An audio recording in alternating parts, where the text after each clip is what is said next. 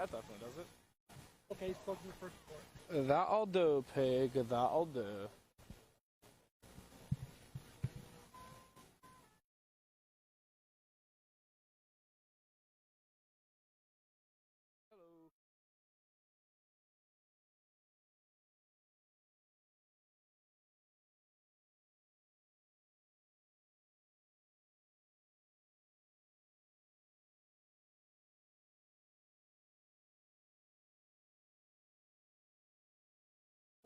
Hold up.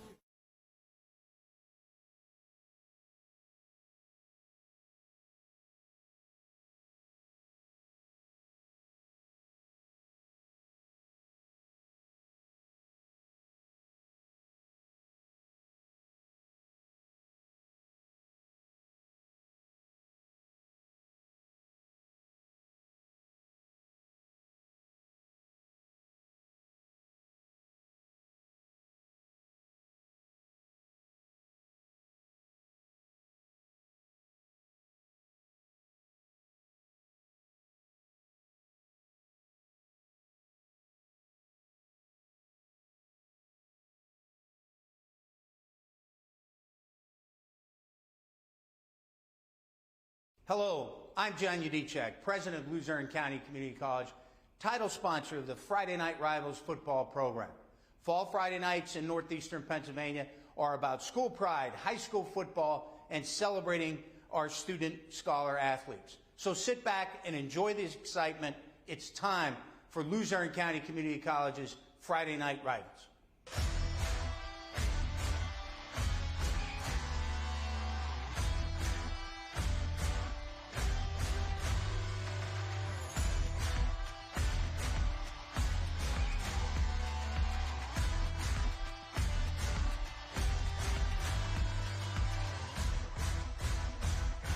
This is Luzerne County Community College Friday Night Rivals, sponsored by Batfitter on MyTV WQMY.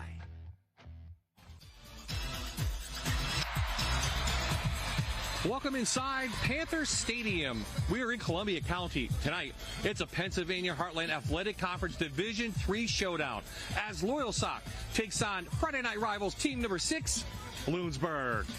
A pleasant good evening, everyone. I'm Bob Ide, and welcome to Luzerne County Community College Friday Night Rivals, week number 5 here on MyTV. On the sidelines tonight, back from the Bloomsburg Fair, Vincent Goldschmidt. I wouldn't let Jan Cicak go to the fair yet. He's got to stay here and do the game with me in the booth. He's a former Tunkhannock area coach. And, Jan, let's get right into Loyalsock. Yes. They lose their first 2 games pretty big. But as they've gotten healthier, the games have gotten better. They've won 2 straight, averaged 37 points per game, and one of the main reasons why is our figure-law spotlight player, Jaleel Coates. Number 5, he's 6'1", 180 pounds, a converted wide receiver to running back due to necessity to 2 key injuries in preseason to their starting running backs. He's amassed 386 yards and 4 touchdowns this season.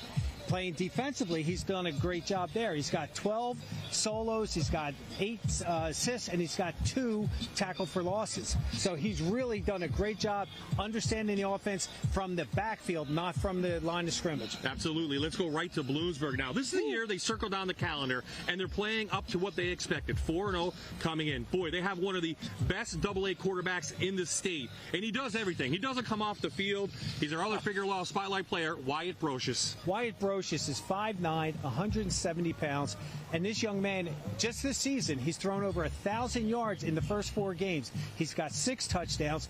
He's rushed for 387 yards and 4 touchdowns. His career, he's over 5,100 yards passing, 41 touchdowns. Rushing-wise, he's at 1,300 yards and 21 touchdowns. He's an amazing young man, but defensively, he's right there. And you would think having a kid like that, you would want to protect him. No, he's a competitor. He gets out there. Defensively, he's a safety. He's got 12 solos. He's got 4 picks this year. He's all over the field, and he is a force to be reckoned with. Absolutely. We will see him all night long. Let's go now to Luzerne County Community College. Keys for the game. First, for the Lancers. The Lancers want to control that line of scrimmage, and Coach Van Fleet wants to make sure that they can limit the big plays that the Panthers can throw at them.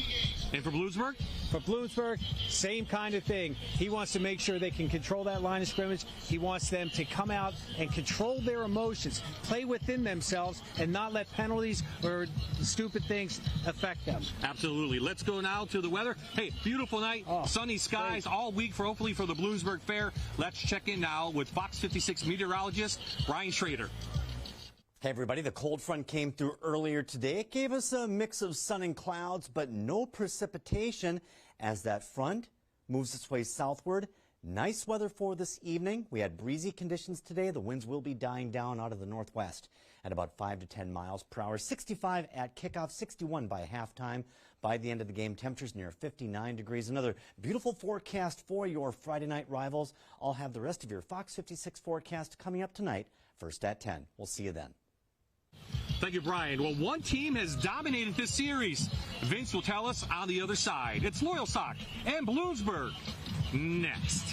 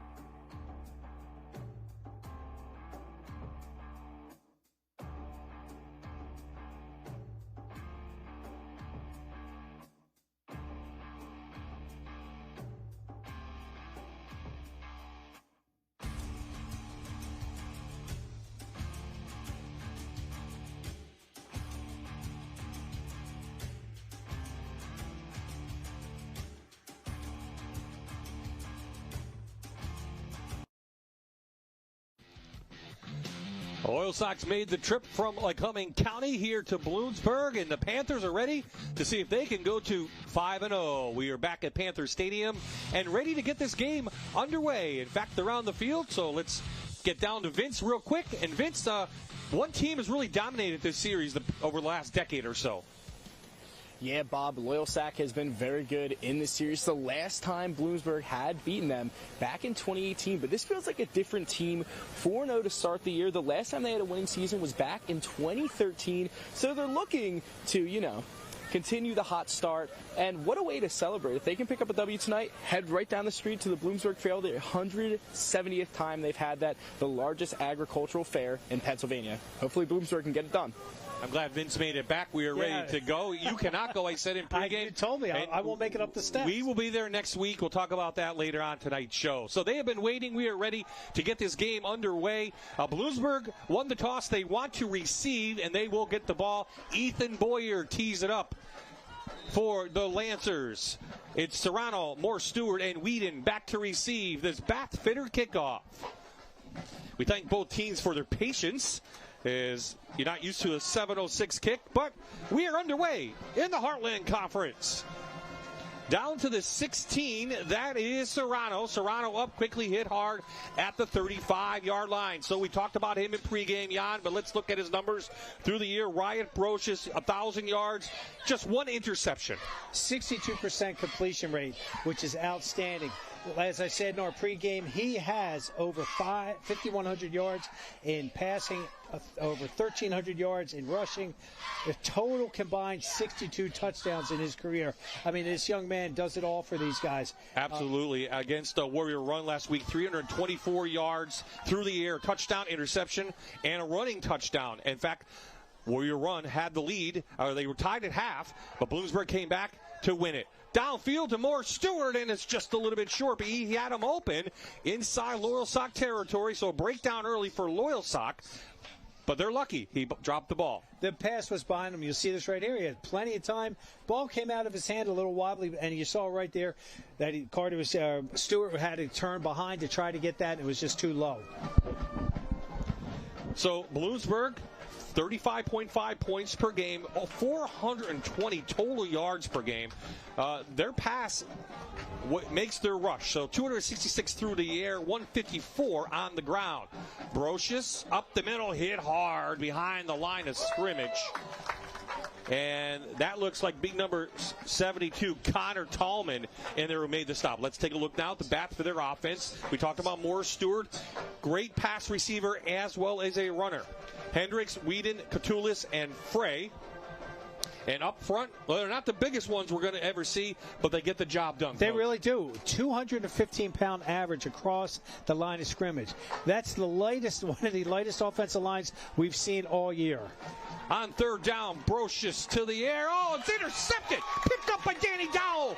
Dowell leaps over Brocious, and Loyalsock has the first turnover of the game. And they're going to have great field position at the Panther 22. Rolling to his right. He had a great bead. The receiver was wide open, but boy, Dowell did a beautiful job there, just coming through, picking up that ball, and God, that was just beautiful. Nice jump over. Not Saquon Barkley-ish, but, they're pretty darn good. That's what the Lancers needed to try to score early is. Dowell's first interception of the season. So he will go right back at quarterback. We'll look at him in a second in his numbers. But here comes this offense, averaging 21 points per game. But in the last two games, as I said, 37. They got things going with our Figure Law Firm spotlight player who gets the ball right up the middle, and he's going just about nowhere, maybe a yard at best. So here is Dowell. You see a 2-year starter, 586 yards, 5 and 4 interceptions on the year. Those were in the first two games, and he's righted the ship. They're going in the right direction right now. Last two games, they've had 2 wins because he feels so comfortable back there, and they have now a good running back there for themselves. So the first opportunity of the game goes to the Lancers, who have won 8 of 9 against this Bloomsburg team. They average, as I said, 21 points per game. They're coming off a big win last week over Midwest, 40-20. Dowell, quarterback run, drawn up, cuts back inside, and gets near the 12. So it'll be 3rd and short coming up. Danny Dowell does a nice job in here. The snap was to his left, and the play was going to his right. Watch this little jump here. Whoop! Nice hit by number 57, Zane Thomas, the sophomore inside linebacker. 25 tackles, total tackles on the year for Thomas, 2 TFLs. One thing you'll notice on this Bloomsburg team, we're going to say sophomore and senior a lot. There are some juniors, but there's a lot of sophomores playing. Minimum amount of juniors, but both these teams have a lot of underclassmen playing. And that's bright for the future, but right now they got to deal with each other. We have a timeout on the field by Loyalsock inside the Santarelli Oil and Sons red zone for the first time off that interception for Dowell. So let's take a look, and we have a chance at the offense for Loyalsock. We talked about Dowell, Borges, and Coates are the backfield, but the receivers have to step up. Baker, Taylor, and Meacham is the tight end. And up front, again, mirror image of Bloomsburg, Coach. Not the biggest line, but, again, they get the job done. Watch out for the guy in the right guard, though. Johnson is a beast. He really is. He's 290 pounds, and that's why the average weight is 240. Their center is only 190 pounds. There are some big guys there. They average, like I said, 240 against a 220-pound 4-man front that we're seeing from Bloomsburg right now. So Loyalsock didn't like something. They called timeout. So you figure it's a inside two-down territory, third down, and call it 3 from the 14. So first chance of the night goes to Loyalsock. They beat Hughesville 2 weeks ago, 34-6, and before that they lost to Southern Columbia 41-0. But as we said, this team's getting healthier and they're getting stronger. So it's Coates up the middle. Let's see how that push. They're going to be short, maybe by a yard. So 4th and 1. So Justin Van Fleet's team. They're going to stay on the field, bring in an extra lineman, it looks like. And they're going to go for it. Off the interception on the first series. Colts come back, sidecar to Dowell. A little bit of confusion. 10 on the play clock. So they're going to go trips to the left. Oh, it's a snap to the big boy. Jeremiah Johnson takes the snap, and he's going to power his way, I think, for a Keystone Container first down, Coach. That's a wow! What an interesting play. Hey, this is the type of game you've got to pull all stops out. So what do? He starts the motion. That's got to be. We lost our camera guy. Didn't even know what was going to happen. Yeah, you got to be careful because he really can't attack that line of scrimmage like that. But hey. Wow, interesting. I like it. Coach Van Fleet pulling out some stops here. Give the ball to the 290-pound senior. So they're right at the 10. Oh, no, the 11, we're going to call it. It looks from my angle. So they can get a first down for first and goal. Coates, left side, nowhere to go. The Bloomsburg defense is there. Big hit. By number 50. That's Hunter Collette, 5'9", 205-pound senior. I'll tell you what, the Bloomsburg Panthers defensive line reestablished that line of scrimmage and really blew that play up. Nice job defensively. Good job by the senior Collette. No running room there. So Dowell yet to put the ball up in the air. Let's see if they want to go to the air here. Loss of 1 on that. He is going to roll right and a little short pass to Coates out of the backfield, and he just didn't get it to him, and it goes incomplete. Well, that's a mistake on both their parts, quarterback and running back. Quarterback's got to get the ball, got to lead them in there, and the running back's got to be patient and catch the ball before he starts sprinting out of there. Loyalsock won this game a year ago at home 20-13. They trailed in that one, and at 23-22, they did not play. So Bloomsburg historic season trying to keep it 5-0, but they're in the hole right here on the first possession for Loyalsock. Second and goal. Dowell has running room, cuts inside, and he's in for a Reaper's Revenge touchdown. 12 yards, Danny Dowell.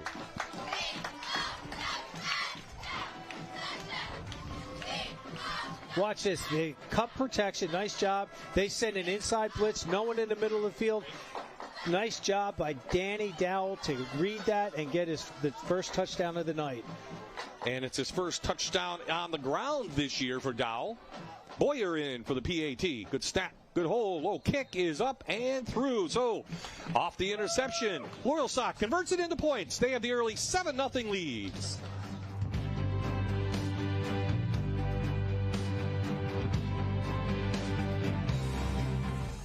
You're watching the Luzerne County Community College Friday Night Rivals, sponsored by Bathfitter on MyTV WQMY.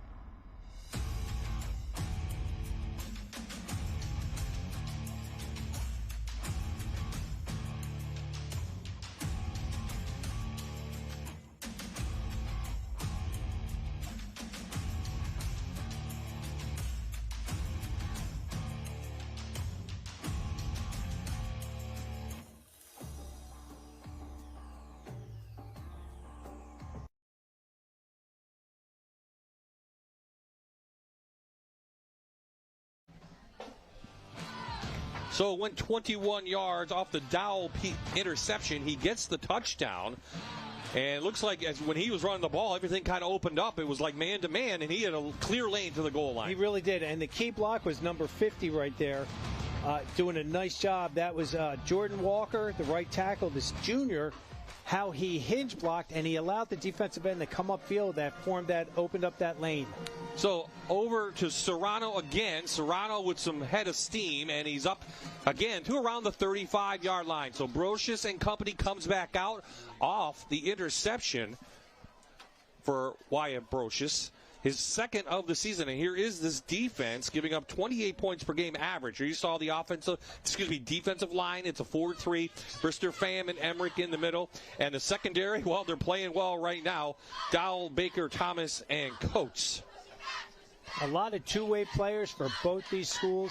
Hopefully they're really hydrated. It's a little warm out there earlier today. It's cooling off. Beautiful sunset here down in Columbia County. Brocious, little quick hitter. Morris Stewart, you're going to hear that name a lot. He's up close to a Keystone Container first down. I think they'll give it to him at the 45. That's their game. We're going to see this a lot. We're going to see just the quick hitting, short stuff. And what they do is they like to try to get you to creep up. And then they're going to take it down for the 9 pattern, which is a fade. Go downtown. Morris Stewart, 11 receptions coming in. Make that 12 now. Their second leading receiver. Back to the far side. Got a guy out there. It's, again, Morris Stewart. Out in front was Shane Fry. Nice job. They went no backs. They went trips right, slot left. Just as soon as he gets the ball to the laces, it's gone. Key stalk block by number 4 there. A tremendous job by Shane Fry. 6'1", 200-pound junior. Give him 7. So back up to the line of scrimmage. They are in Lancer territory already. Trying to tie this one up. Brocious time. Little quick out to Kalutis, He has a Keystone Container. First down after the gain of 3. Boy, I like Jack Catulis there. 6'2", 215-pound senior.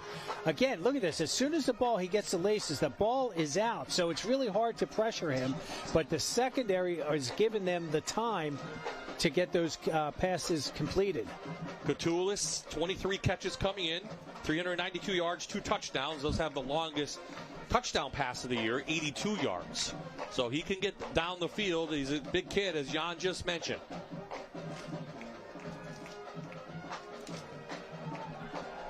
Or Stewart gets a block. Bobbing and weaving up to the 40. Nice job by number 54, Bobby Nenstyle, the 6'4", 250-pound freshman, folks. Freshman on the key block right here on the right of the screen. He just drives him off. Look, it's legal block, and then he let go as soon as he turned his back to him. Smart kid for a freshman to understand not to keep that contact going. So Bloomsburg methodical going down, trying to get it back. More Stewart off the end around, and he has some speed. Gets to the outside and a block, and shoved out of bounds. Close to the line to gain. I think he's going to be about a yard short. Boy, you could just see how Jari Moore Stewart, how quick he is. Watch his feet, folks. He can just really stop, cut, and go. Look, and then he turns the jets on, turns them off, and then he just keeps quick stepping outside. A little stiff arm to boot at the end. So bring a 3rd and 1. And a timeout. Loyalsock again. This time on defense. That's their second of the game already. So Justin Van Fleet, you can hear him on the sidelines calling it out quickly.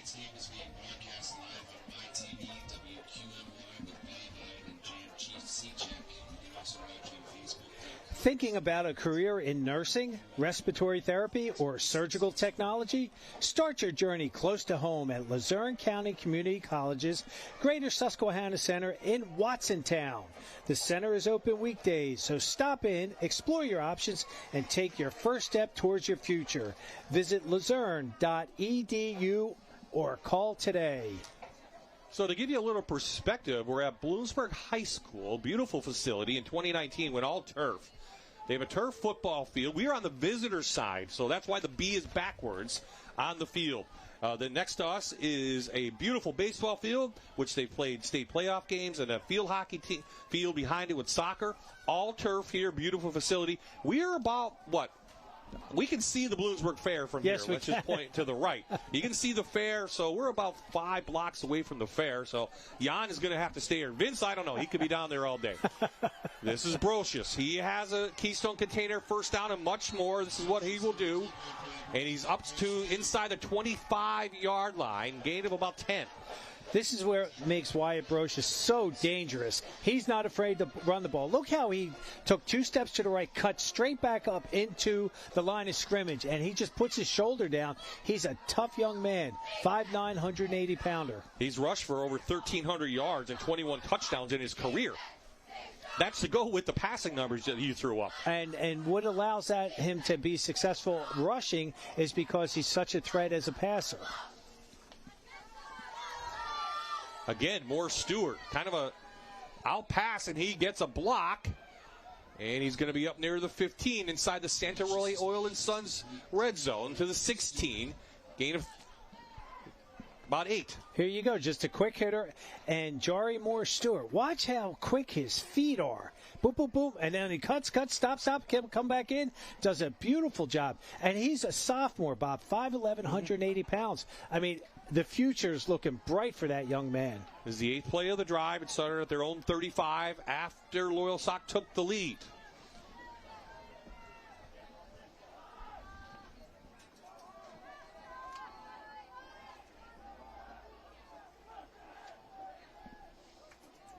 Brocious will let out of time, no pressure at all.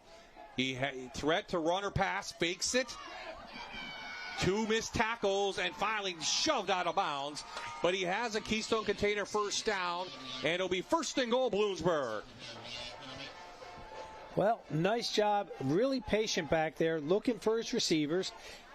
That's a great quality in your quarterback. He's going through his progressions. You saw it to his right. He's trying to extend the play to his left.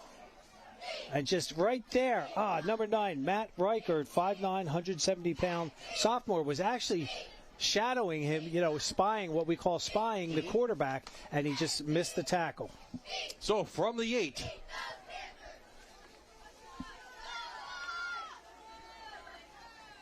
little option. They get it to Morris Stewart. Morris Stewart has some speed to the outside, but coach next to me is putting his arm up saying flag down. There is our first flag of the night. It's going to go against Bloomsburg.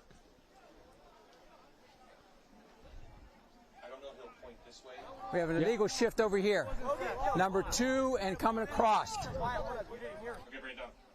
There are the District 4 officials tonight. Gary Runtis, our referee, and there you see the rest of the lineup here in central Pennsylvania. So Bloomsburg going to be backed up on that call. 3:33 left in the first quarter.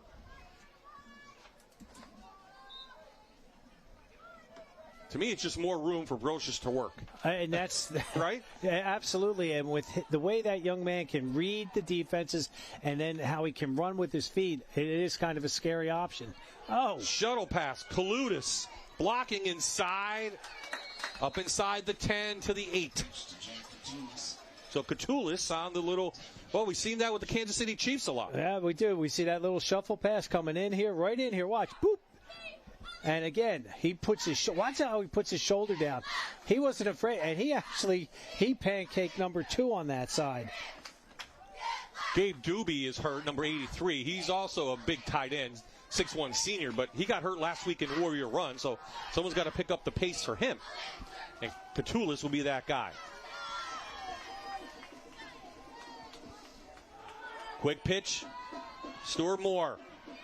Defense is there, pulled out of bounds by Jaleel Coates at the 4. Well, Coach Van Fleet said one of the problems they were having is tackling. And you'll see this. They have guys right in position, but they're slipping off right here. We do have an injured Lancer on the field right now. Well, Morris Stewart trying to use the speed to get to the outside. Couldn't that time as the pursuit was there. And I think that's I think that's Ivan Baker. Yes. Looks like Baker, number 12 there. Yep, number 12 is up. He's a 5'10 junior with 35 total tackles coming up. Good to see him up. So it's going to be, I believe, 3rd and goal, Coach, from the 4. 2-down territory, right, Bob? Yeah. Especially with Brocious. I mean, whew. I have a feeling they're just going to do some type of get him to the outside, roll him right, roll him probably to the right. Ball's on the left hash. Let him run to his natural side. To the near side, which is more room with his speed. You love to get the Panthers on the board, especially after throwing the interception on their first possession. So from the 4, Bloomsburg looking to get on the board. They're going to roll Brocious out, and a quick hitter. He threw it, trying to hit, again, Catoulis. It'll be 4th down. Boy, he that was a laser right there, and Catoulis just could not pull that in. But again, the drag pattern on the backside was wide open. You saw it out of reach, and just a great coverage by number 10, Namir Thomas. Excuse me, folks. I get excited. I mean, you see someone open, is like, get him. But again, I'm not the one playing this sport right now. Well, they do have a kicker that can kick a field goal in Mosteller, a junior, but Mike Koga is going to go for the touchdown. Down 7-0. Brocious out. And it might have been tipped at the line of scrimmage by number 9. Matt Reichard, 5'9", 170-pound sophomore. Watch this. He comes right off the edge, times it. Just barely got his fingertips on it. And Moore got it, but I don't know if he would have scored. Coates was right there. They were doing a great job with their coverage. So the long drive doesn't produce any points. They turn the ball over on downs, but Loyalsock is in the shadow of their own end zone from the 4. So now the Bloomsburg defense needs to step up and hold them. Only down 7-0. We are only in the first quarter. So the long drive, no points. But can the defense step up? Coates inside, loses a couple yards. So, yes, the defense on play number 1 is right there. Number 4, Shane Fry with a big hit. Shane Fry does a nice job. That defensive line reestablished the line of scrimmage. They replaced the offensive lineman's heels, and that's why that ball just dropped back for another yard. They really are. One thing I've noticed just in the small amount of time we watch this game, Bloomsburg defense is very fast. I'm talking about their defensive line. Let's see if they try to maybe throw one downfield. On cue. Down deep and goes incomplete. Trying to hit Taylor down there, number 4. And Serrano had blanket coverage on that. Here's Bloomsburg's defense. Yeah, brought to you by Batfitter, Catoulis, Cope Moore, and Collette. The linebackers very active. They'll run a 4-3, Fry, Thomas, and Schrader. And the secondary doing a nice job right there. You have Serrano, Brocious, Moore Stewart, and Whedon. So an experienced secondary. Linebackers are the guys they lost. And a couple guys up front. And it was secondary were the players they had coming back, and they've stepped up. So 3rd down and long, 32 seconds left. 3rd and 11 for Loyalsock. We have a stoppage down on the field. I don't see a flag. No, I'm seeing. Maybe an equipment issue or clock issue. The one judge came over to the official. Now he's going the clock. Okay. Yep.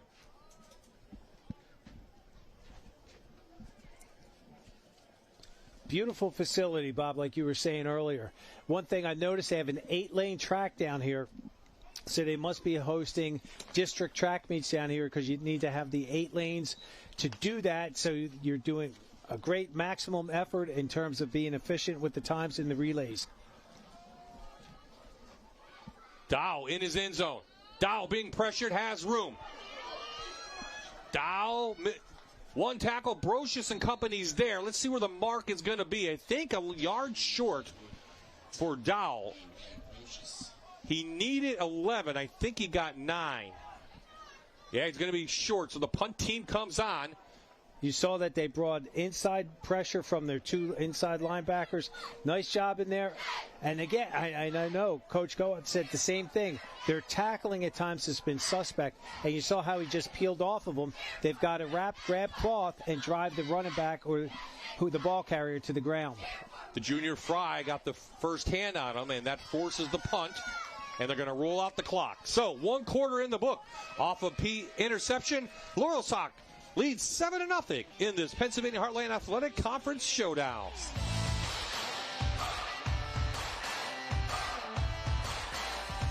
You're watching the Luzerne County Community College Friday Night Rivals, sponsored by Bathfitter on MyTV WQMY.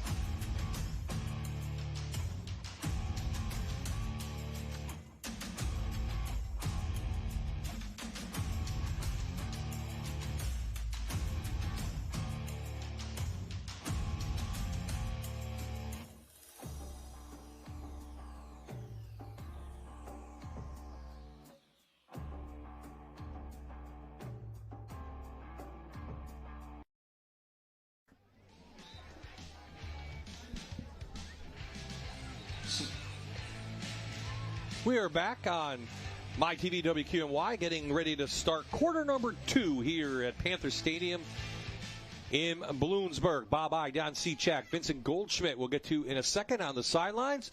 Right now, Loyalsock forced to punt after a 3-and-out from their own 4-yard line. Here comes the rush, and they just get it out, and it's a wobbly punt. And it's only going to go, Coach, maybe 10, 15 yards. So Bloomsburg will have excellent field position at the 35. Now let's go down to Vince, a very special night here in Panther Stadium. Yes, it is, Bob. A very special night, Teacher and Staff Appreciation Day. And who better to have alongside me than the principal of Bloomsburg High School? We have Andrea Landis. Now let me ask, what makes the Bloomsburg teachers and staff so special? Our teachers teach more than just content. They shape lives. They see the potential in every student, even if that student doesn't see that in themselves. And they're future educators, inspiring all those around us. So that's what makes our teachers so special. And why is it important to, remember the teachers and honor them and the other people who work throughout the high school? It's important to remember them. It makes the teachers feel special when the students recognize them for going above and beyond for them in their lives. Well, a great day here for Bloomsburg. Thank you for joining me. Thank you. I appreciate it. Thank you to the principal of Bloomsburg and the staff, and just about every teacher in our communities who do the job, and the staff who do the job to make good students. So on the Brocious run, I think we have a flag down, Coach. We do. And it's going to go against the Panthers. I didn't see a call yet, but it will back them up, and we'll replay first down. I believe I just saw, not the head, I didn't see the head official. I saw the back judge. He gave the Lancers, it was a holding call. So it's a spot foul from the infraction. Okay, so we'll replay first down, and 1st and 15 now from the 32. Good field position for Bloomsburg to tie it up. Brocious, time, steps up, still weaving, still moving, and another flag comes in. But Brocious getting hit hard, has a Keystone Container first down if this play counts. I think that might have been an incidental face mask myself, but I'm not wearing the zebra outfit tonight. But that was a heck of a run by Brocious. I mean, the way he could stop. Yep. Face mask on Loyalsock. It'll be a 5-yard penalty from the end of the run. It's going to be a first down. Okay, so add 5 yards to the Brocious run, and once again, Panthers right in business off the legs of number 1. And he is their offense. Trying to simulate what that young man can do at a practice can't be done. So when you get to the game, it's full speed, and your defense is going to be on their heels a little bit until they can adjust to how he actually plays. So he ran for 15, plus 5 more is 20, so it's first down from the 11. For the Panthers. So second opportunity inside the red zone for Bloomsburg. They couldn't convert the last time. Brocious right up the middle, big hole. Tripped up by big number 51, Johnson, but he dives forward, and another flag. This from the far side. They went orbit motion going with the power play. You saw number 58 coming out there, or 68, excuse me. Bryce Moore, the junior, 250-pounder leading for him. Have a face mask on number 5 on Loyalsock. It'll be half the distance to the goal. So there are two face masks in a row for Loyalsock. And half the distance to the goal goes to the 2. So it's officially should be second down and 1. Yes. So Bloomsburg looking to get on the board and could tie this game up. Another thing I noticed about Bloomsburg, they didn't push the panic button. No. They just are cool, calm, and collected. They're getting back to work and almost got in on that play right there. They get it to Catullus, who's a half yard short on the little swing pass. We've seen that a lot tonight. Again, as soon as he gets those laces on his fingertips, the ball is away. Great job blocking in there again, and that was Jari Moore Stewart. Whistles before the play.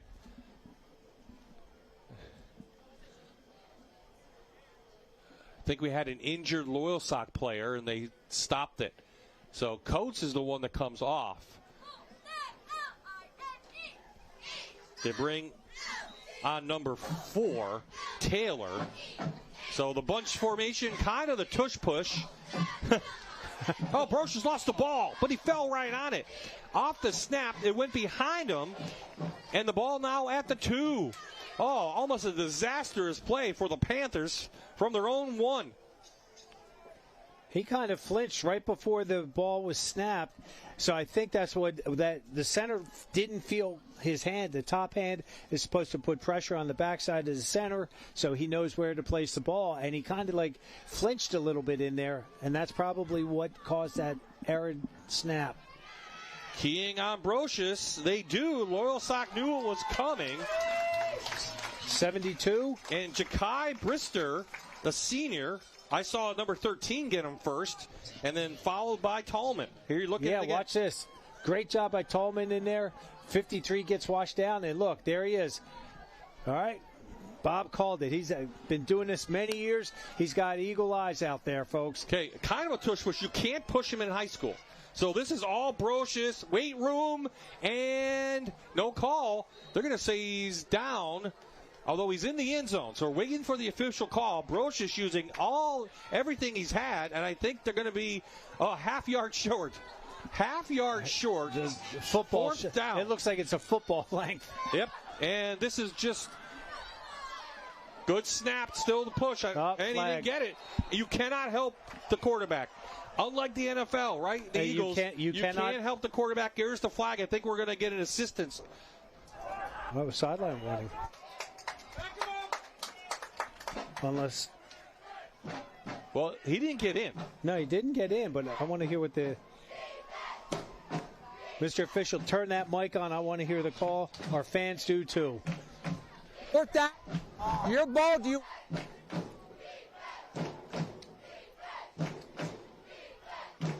So that was that fourth down? No, that was third, I believe. We have the runner. Yep. Bloomsburg. Okay. That penalty decline. First down. Okay, no, it was fourth down. Yeah, I was going to say. Wow. So Loyalsock, 2 plays from their own goal line. They've stopped Bloomsburg on 2 drives. Wow, their defense has definitely risen to the occasion. When you are at the goal line on 3 plays and you stuff them, wow. But again, when Bloomsburg has a spread offense, now you're packing everybody in. You make it easier for the defense. Now all 11 can be packed in the box with you. Okay, let's see what happens here, because now they're really in their own end zone. Dow going to just air it out. He has a receiver, and it's caught. Number 10. Downfield. And still on his feet. Thomas keeps going from the 1. Thomas with a head strong, and he's going to go, 95 yards. Taken down at the 5.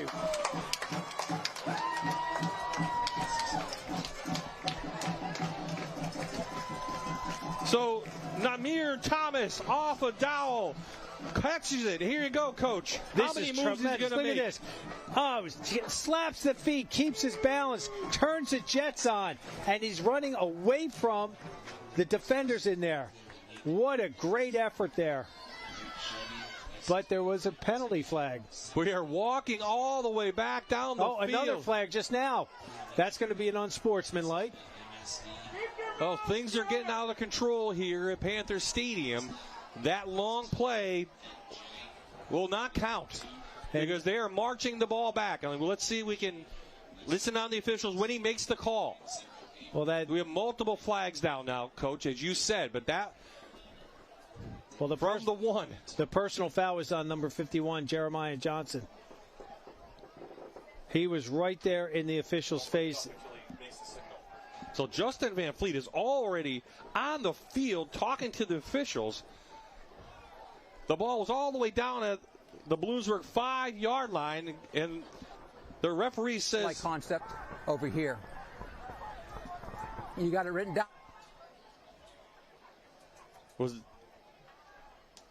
I didn't hear that. I didn't hear what he said. Something concept. And was it illegal shift or like a raw formation penalty? Probably illegal shift, but boy, I wouldn't want to be. Coach Van Fleet is very upset right now.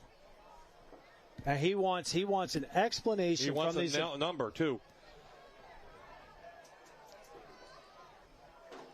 So from the one, Dowell threw it up. What a great catch from number 10, Thomas, the senior, at 14 catches coming in.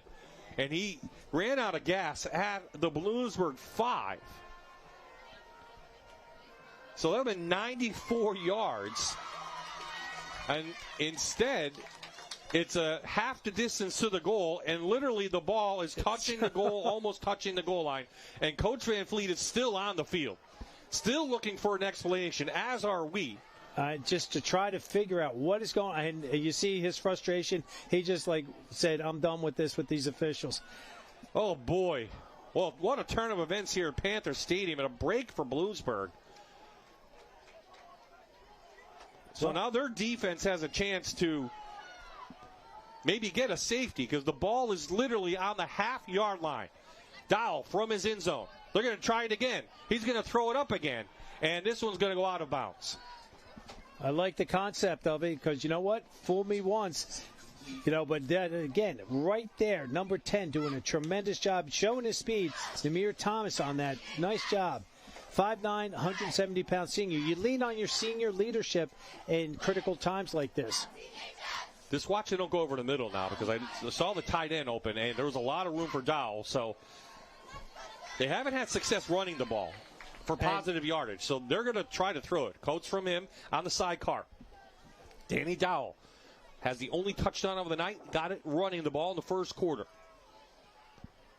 He's going to hand it off to Coates. Coates with some speed to get to the outside. Brocious can't take him down. Coates still on his feet. Has some speed. More Stewart going to catch him. He's stiff arm him. Another stiff arm and finally brought down inside Bloomsburg territory. They're going to mark it at the 31-yard line. It's almost a 70-yard jaunt for Jaleel Coates. Jaleel Coates, the converted wide receiver to running back, took him a couple games to figure it out, but boy, has he done a great job. Look at this, stiff arm, keeps going right down the sideline. Nice job. Gets them out of the hole, and they are setting up shop now in the Panther territory. So it is a Keystone Container first down from the really the half-yard line. And I think it's Coates shaken up somehow. So Coates was shaken up. So Vince, I believe has our Dr. Todd smile can somewhere. Vince, where are you, buddy? I'm over here in the Bloomsfield fan section. Got senior Nate with me. Nate, what do you love about Friday nights? Just coming out here, cheering our boys on, and everyone's like a family out here. It's just great. It's awesome. Energy's up all the time. Well, it's time for the Dr. Todd Smile Cam. Nate, get everybody loud. Hey, let's go!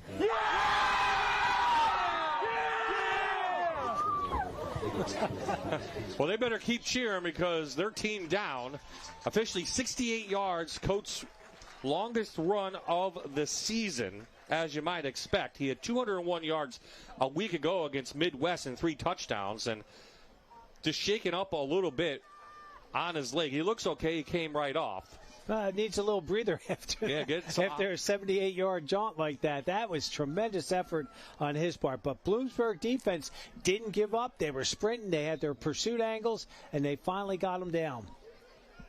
They did. And now the Lancers on the side of Bloomsburg, leading 7-0. Dowell, he'll take it up the middle. And the Panthers right there drive him all the way back. No gain on the play.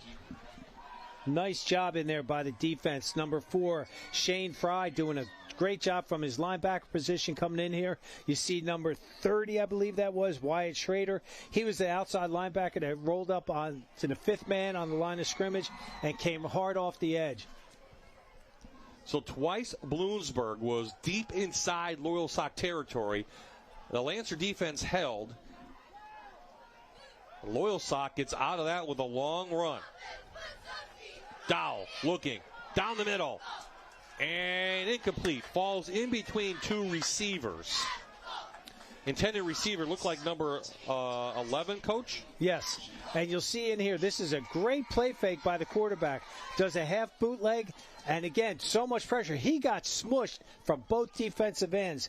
Number 50, Hunter Collette, and number 11, Jack Catullus. We've called his name a bunch on offense, but defensively, he's very stout. That defensive line averages 220 pounds, where the Lancers are 240 pounds across the board. Looks like Carter Brown, a freshman, was the intended receiver. Big blitz by Dowell. It's a screen pass. Caught by Coates in the open field. Jaleel Coach looking to get in. It is another Reaper's Revenge touchdown for the Loyalsock Lancers. This time, Coates, 31 yards. Well, they went 99.9 yards on that drive. On 1, 2, I have 3 plays. Great job. Look at this. Inside blitz, backwards. He catches a hand. Right hand back, grabs it, and boy, Coach Van Fleet, I'm sure, is going, you know what? I think we found success as a running back with a converted wide receiver. Boyer, PAT is blocked. So 7:17 left in the half. The Lancers increase their lead. 3 plays, 99-yard drive. It's 13-0.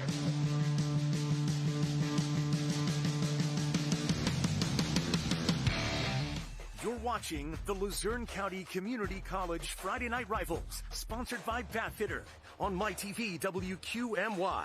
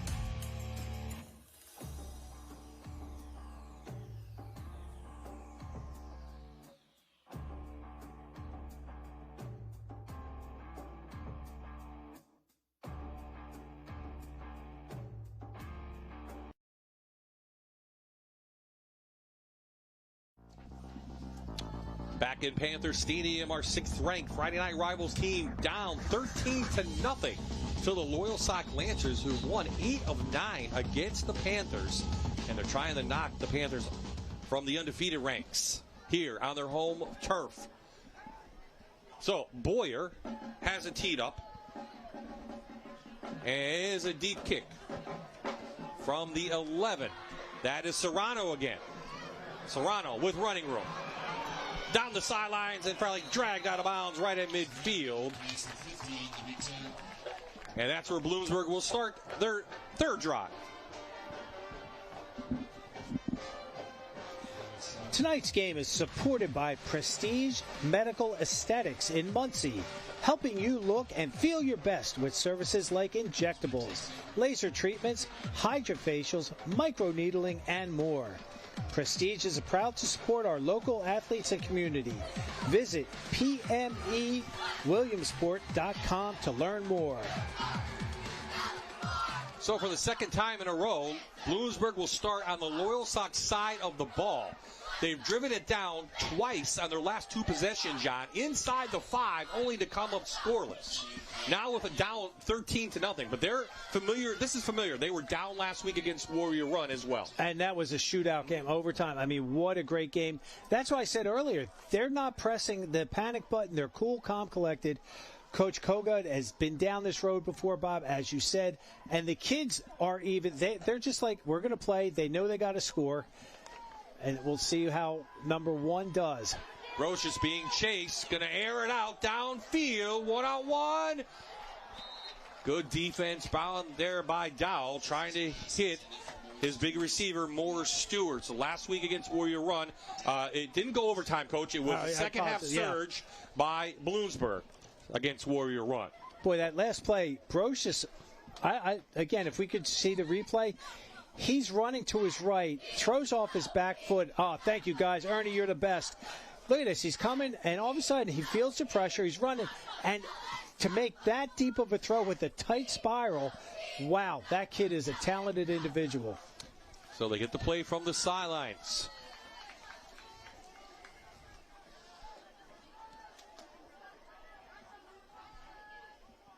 Inside handoff. Still running it with it is Serrano. Serrano cuts inside. Flag down, though. Caught from behind by number 53, Coach.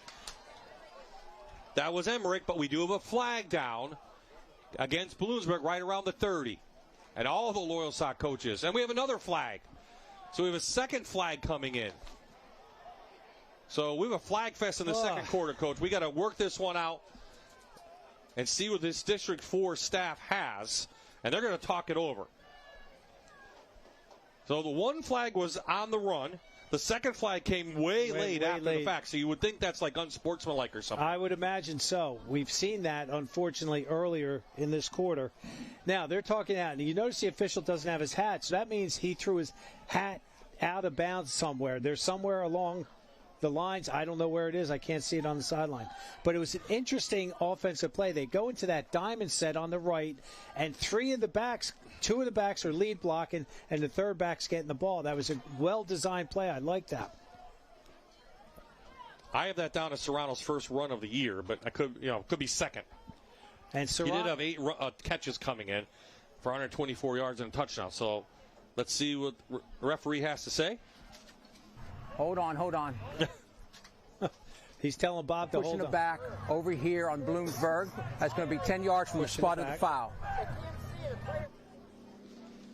So pushing the back from the spot of the foul. Bloomsburg, we have 10 yards from the spot of the foul. We're going to repeat the down, third down. We have a dead ball. We have an unsportsmanlike conduct over here on number 4 for Bloomsburg. We have a dead ball. We have a personal foul over here on Loyalsock. Those are going to offset. So down. Wow. Okay. Go ahead. You explain it. The two offset. This is the offensive play I love. You see how the two, there's a block in the back right there. They're calling that on number 4. So that was a good call. And then there were 2 unsportsmanlike conducts given, one by each team, so they're offsetting. So, to get you up to speed, folks, it's 3rd and 8 right now. 3rd and 8. So they didn't mark off the block in the back yet, did they? The chain did. It says third down, but the actual ball has not been moved. So Coach Kogut now talking to Gary Runtis, and he wants the explanation. Now, what was going on there? The block in the back. Yeah, is the only one that really counts. Right, yes. But where is this? Is it from the line or is it from the? I believe it's a spot foul myself. So it was the spot was down. Yeah. Yes.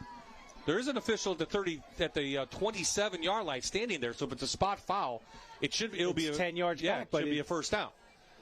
I think that's what Coach Kogut is thinking. So Mike Kokut, 13th season. I have him at 68 and 68 overall. 28th season overall. I know he's coached in the Big 33 and a lot of big games. He coached at Tri-Valley, Mount Carmel, Hazleton, Bloomsburg University. So he's athletic director here, Coach Kokut, 13th season here at Bloomsburg and one of his better teams. And Bloomsburg has not won a district title since 2011. Yeah, it should be a first down. So there's the first down call. Yep. Yeah, spot foul, back up, first down. Yep, so it is a Keystone Container first down. At the 40, at the 39-yard line, excuse me. We see Coach Van Fleet trying to, wait a second. And Bloomsburg, after all that, calls timeout. 6:22 left. Their last one, Bob, I believe. Standing, or whatever. Or halftime, whatever. So Bloomsburg calls a timeout. Down 13-0. They like to score before the half. Because Loyalsock will get the ball to begin the third quarter.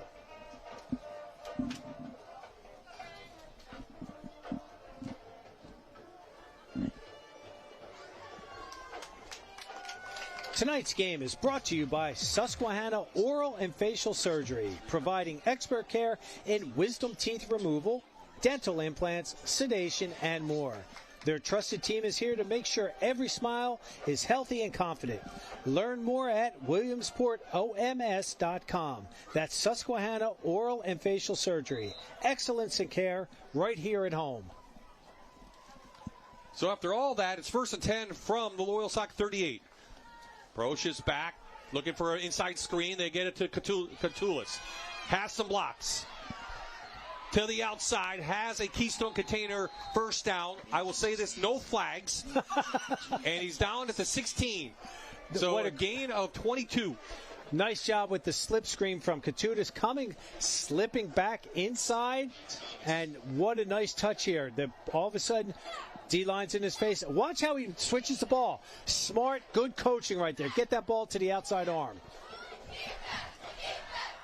We'll mark it at the 15. So now can Bloomsburg push it in? Twice they've been in the red zone, and twice they've come up scoreless. Brocious, back. Doesn't have anybody. And then he'll pin it down, and Bloomsburg is there, or Loyalsock is there. Good tackle and good pursuit by Chakai Brister, the senior. He showed a lot of patience there. He was doing a nice job spying that quarterback, and when he had the chance, he took him down. You see how he's doing this right here, folks. Number 8's trailing, 13's right up there, wraps him. And that's what Coach Van Fleet said they haven't been doing. So officially a loss, and that goes as a sack, correct, Coach? Yes, it does. So sack on the play, and it'll be 2nd and 11. Inside give to Moore Stewart. Somehow get bops out, but a late flag on Coates. Believe this is going to be a face mask.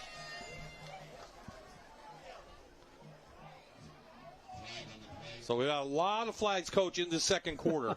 A lot going on. But I think this one's pretty obvious. Yeah, it was. His helmet went down pretty quick. Foul, face mask, over here, half the distance to the goal. I don't think that's an automatic first down, is it? Nice job with the cutback in there. Looks like he was going to try to bounce up inside, and he bounces out right there. I don't know if he got his. I'm not sure he got his face mask. I'm not to be honest with you.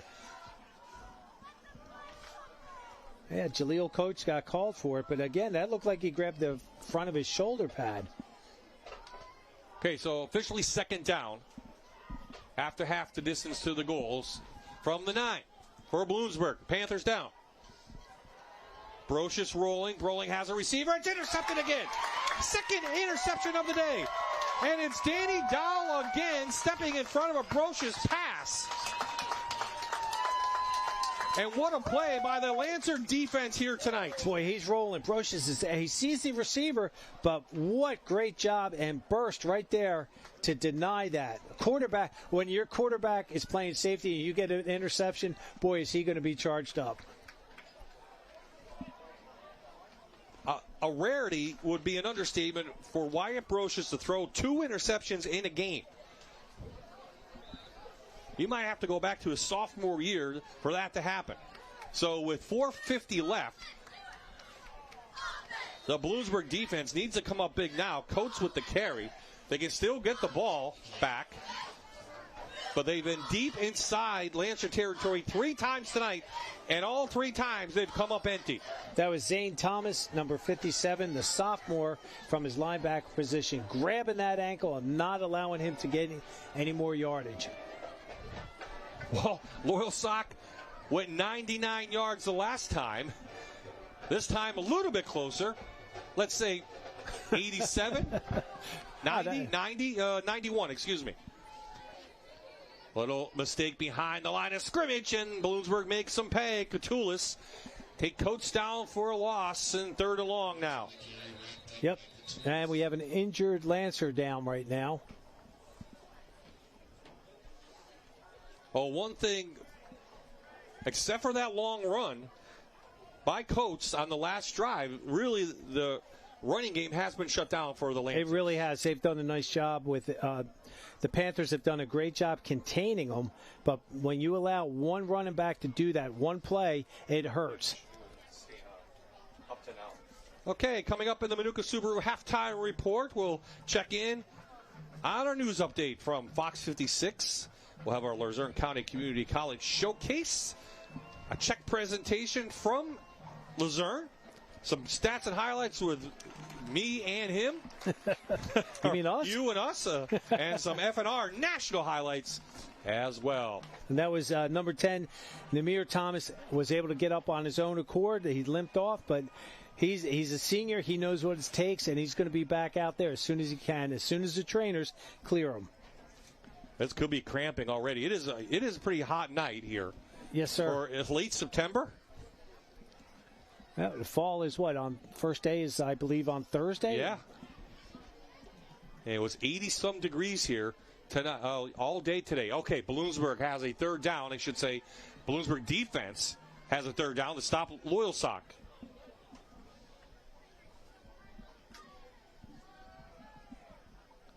Dow looking from his end zone.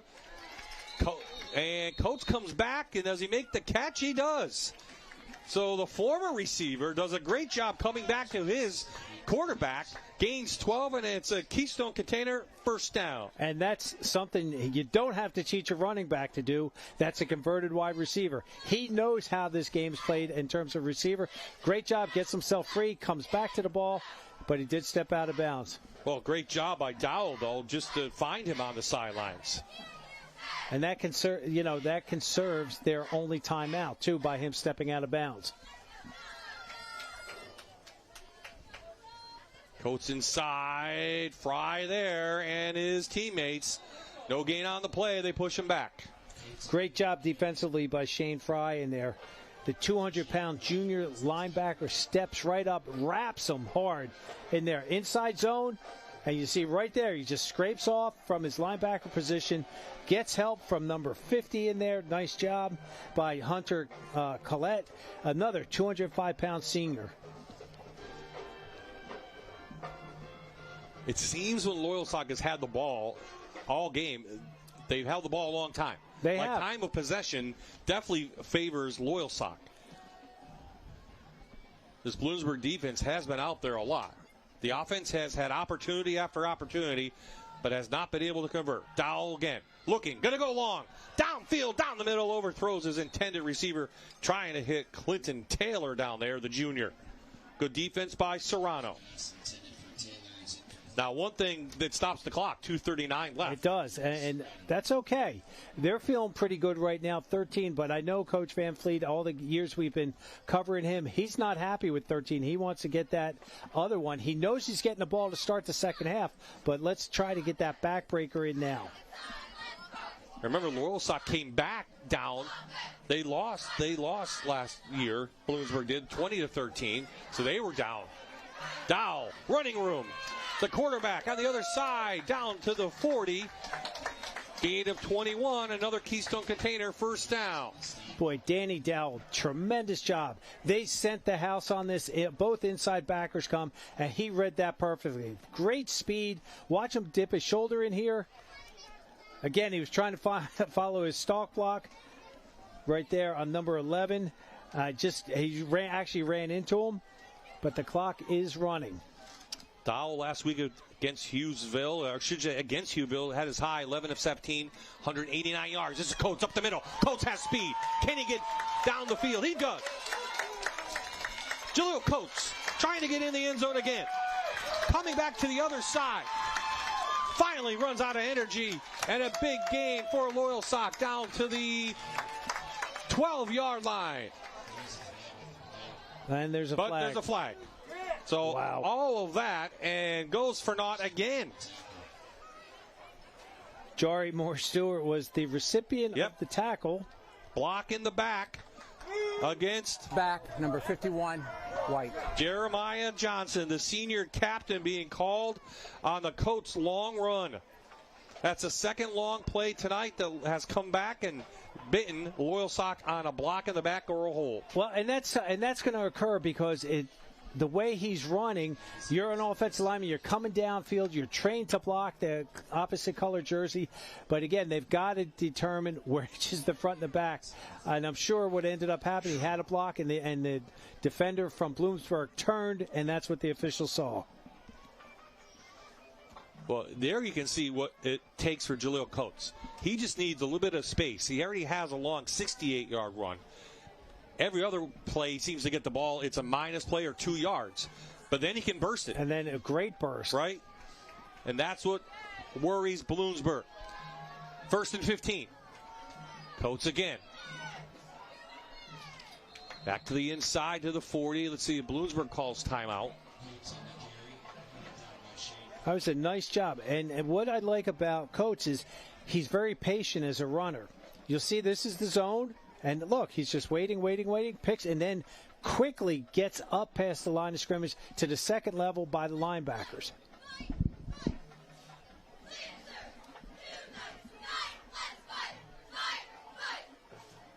He's going to need some water and Gatorade at half and maybe oxygen. Dowell looking. All of his receivers are downfield. Finally, coming back to the ball was number 10, Namir Thomas, who was shaken up. And it goes incomplete. Glad to see Thomas back out there, Bob. Clock stops. 1:08 remaining.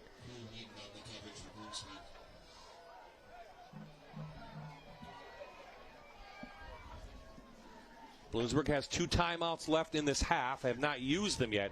I think Coach Kokut just wants to get inside, talk to his team, calm them down a little bit. Well, and one of his keys to the game was to control the emotions, play within themselves, and I think Brocious is trying to do everything himself right now, and he's got to just relax and play football.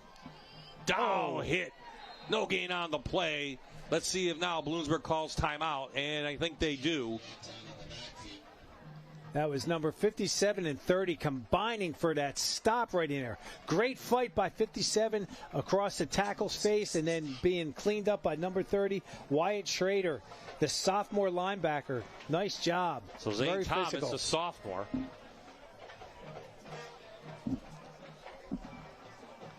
So, as we said, Loyalsock started out with 2 really good teams. They're both Mifflinburg is 4-0. Southern is 3-0 in our FNR top 10. Miffler knocking on the door on that FNR top 10. But they got healthy. They as you talked about, they lost their 2 running backs, right? They moved Coates over. He was learning that. And then they put it all together. They beat Hughesville and Midwest. So they're 2-0 in division play. Where you want to be. I mean, okay, Mifflinburg, we didn't know on our radar, our FNR radar, how good they were going to be. We always know how good Southern Columbia is going to be, and boy, they've got size this year, something I haven't seen from Southern. But look at their last 4 games. Warrior Run, Danville playing better. We know about Shamokin and Montoursville, no slouch this year. Battle of the Bridge could go either way, so this is a big win if they could pull this one out for Loyalsock to tighten things up. And we'll look at the district standings later in AA. Because you think Bloomsburg has the advantage, but Southern there, Troy there. AA is fierce in District 4. So on 4th down. High snap, low kick. Moore-Stewart lets it bounce finally in from the 25. He picks it up. He has speed. If he gets to the outside on block, and he does. Moore down the sidelines to midfield and knocked out of bounds. So an opportunity now, Loyalsock with 46 seconds left and a timeout for Bloomsburg, I should say, from the Loyalsock 48-yard line. Great job. That was a low kick. He was very patient back there. And again, he can hit that burst of speed in there. Tries to stiff arm. Great job by number 10, Namir Thomas, to drive him out of bounds. Coach, rinse, repeat. Third possession in a row. They started on the Lancers side.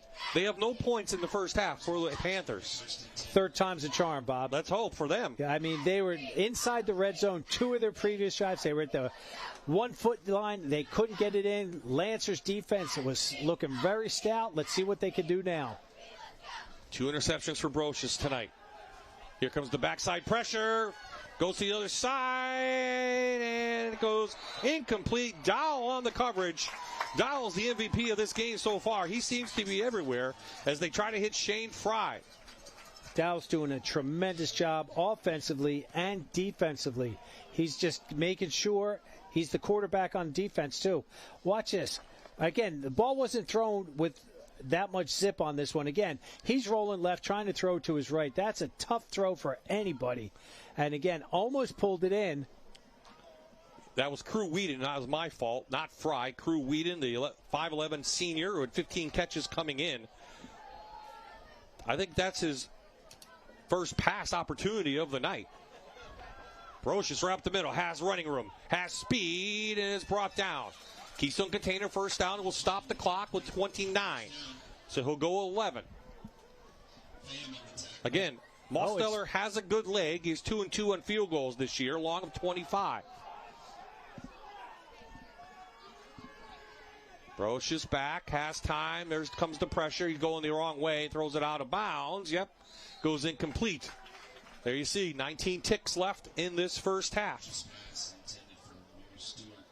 And you see a little frustration on Wyatt Brocious' face. And he hasn't been, like, even watching film, he's just been so cool, calm, collected. He's rattled right now. And what they need is a score to settle him down. So now, after you throw it out of bounds, second down from the 38. So you figure they got to get it down to at least the 15 for a field goal opportunity for Mosteller. A lot of tired players out there tonight. You can see them. Brocious trying to go anywhere. Loyalsock stops him, but can't get him. Has to get to the outside, and nope. Oh. Sheds a late towel. They flew the flags. Wow. Oh, it looked like the Loyalsock player let go, but Brocious fell down. The referee said, no, that's a late hit. Well, this will drive some coaches nuts. Now, you're good for Bloomsburg, right? Ball, personal foul, number 12, White. That's going to be a 15-yard penalty and a first down. Well, that will help the cause here for Bloomsburg. After the 12-yard scamper, watch this. This is all Brocious. Nowhere. Great job by the Lancer defense. He turns and burns the opposite way. They said 12, but it was really 45. Yeah. Noah Soa, a junior. You know, it's I don't know. That's what player safety is always number one concern, and that's what they're going to caution, air side of caution. 12 ticks left. They're at the 15. Brocious back. Can't wait all day. Goes side, end zone to the corner. Knocked out of away. Number 2. By number 2. Guess who? Yep. Danny Dowell with 2 interceptions and now a back pass deflection. Look at this. Great job. High points the ball, gets his right hand on it, bats it away from the receiver. He had Whedon in the back of the end zone. Now with 6 ticks left, they're going to send out the field goal kicker. As I mentioned, Mike Mosteller, Jr., long of 25. This is going to be from the 22. This will be a 32-yard field goal with 6 ticks left. High snap. Gets it down. Kick is up strong enough, and it is good. Mike Mosteller comes up with a field goal right before the half. Gets Bloomsburg on the board with a 32-yard field goal. And no time was taken off. Yeah, that should be the half. Yeah. At least 1 second. I think that's what they're going to talk about. That's what the officials are going to gather and say, how much time do you have left? Again, that's the back judge. He would be in the secondary.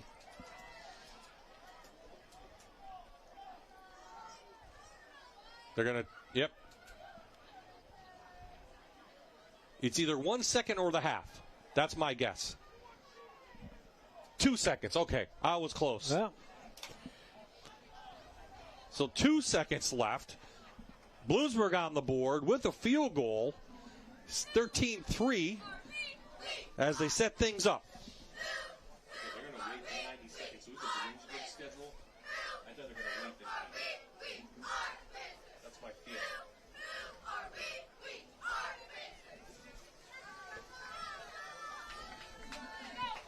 So here's what Bloomsburg had faced in their 4 wins this year. Their big win over Danville, of course, kind of said, hey, we're here this year. Then it's Central Mountain, came back to beat Lewisburg, and came back to beat Warrior Run 4-0 for the first time since 2012. And that says a lot about confidence in there. Why the team in red you're seeing, the Bloomsburg Panthers, aren't sounding the alarms. They've been down this road against 2 very good teams, and they know they're facing a third team right now, down 13-3. 13-3, and Loyalsock will get the ball. So expect either a fair catch or something, or try to run it back. But expect the half to end here. Little squibber. Get it by one of the up men. That's the half, and he's taken down. Everyone gets up peacefully, and that will do it. So what a half by Loyalsock. 2 interceptions by Wyatt Brocious. Dow doing it through the air. Coates on the ground. And Loyalsock trying to upset Bloomsburg here tonight. They lead at the half, 13-3. Vince going to try to grab Coach Van Fleet and ask him about his first half. And his team up by 10. Vince with Coach Van Fleet.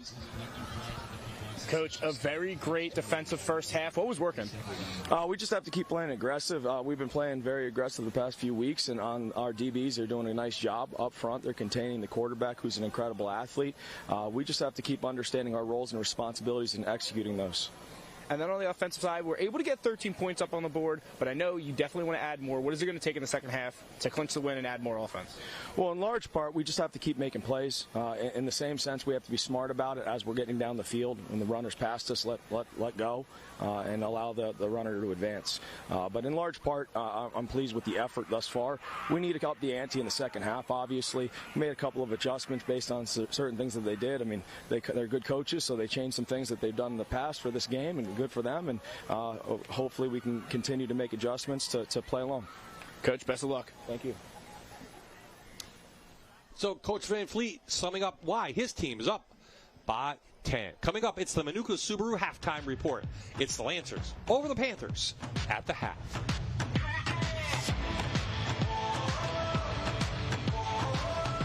You're watching the Luzerne County Community College Friday Night Rivals, sponsored by Bathfitter on MyTV WQMY.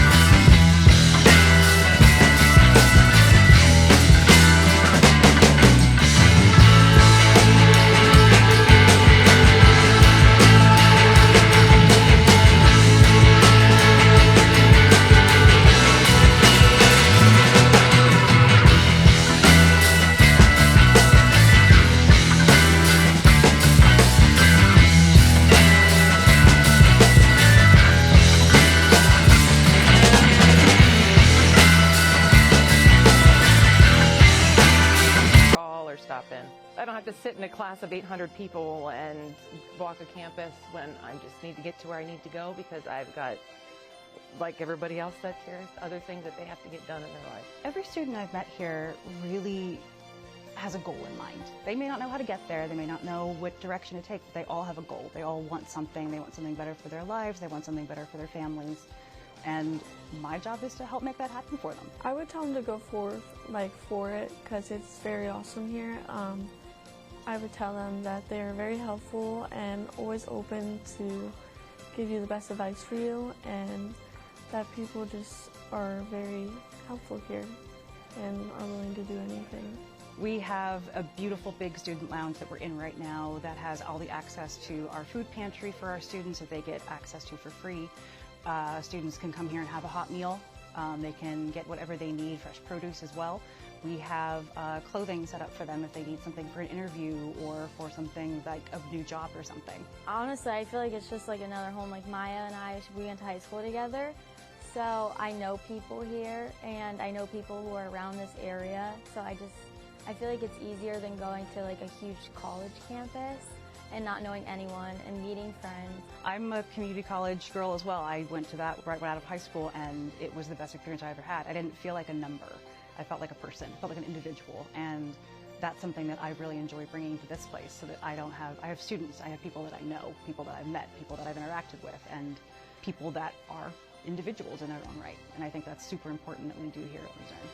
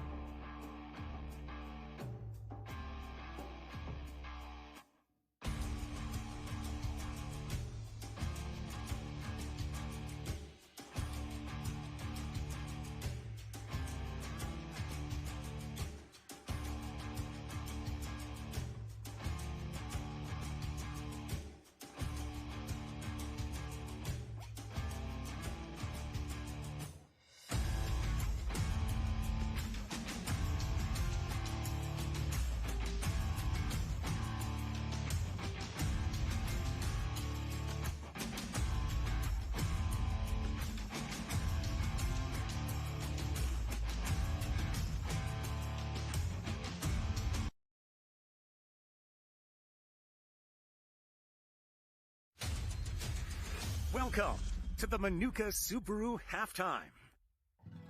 Hi, I'm Toby with NEPA Builders. Thanks for watching the game at home and listening to our message. We wanted to tell you about our Raising the Roof program. It's a partnership with Fox 56, 84 Lumber Company, and NEPA Builders to replace the roof for a family in need. Our Raising the Roof program is something that we came up with to support our community in a way that only a builder could. We believe that businesses have a responsibility to support their community the same way that they support us. Building a better Northeast is our motto, and this is just one of the ways that we do that. So if you're at home, what we're asking you to do, walk outside your door, look up and down your street. There's somebody that needs a roof that can't afford it. Visit our website, nepabuilders.com, nominate that person, and help us build a better Northeast.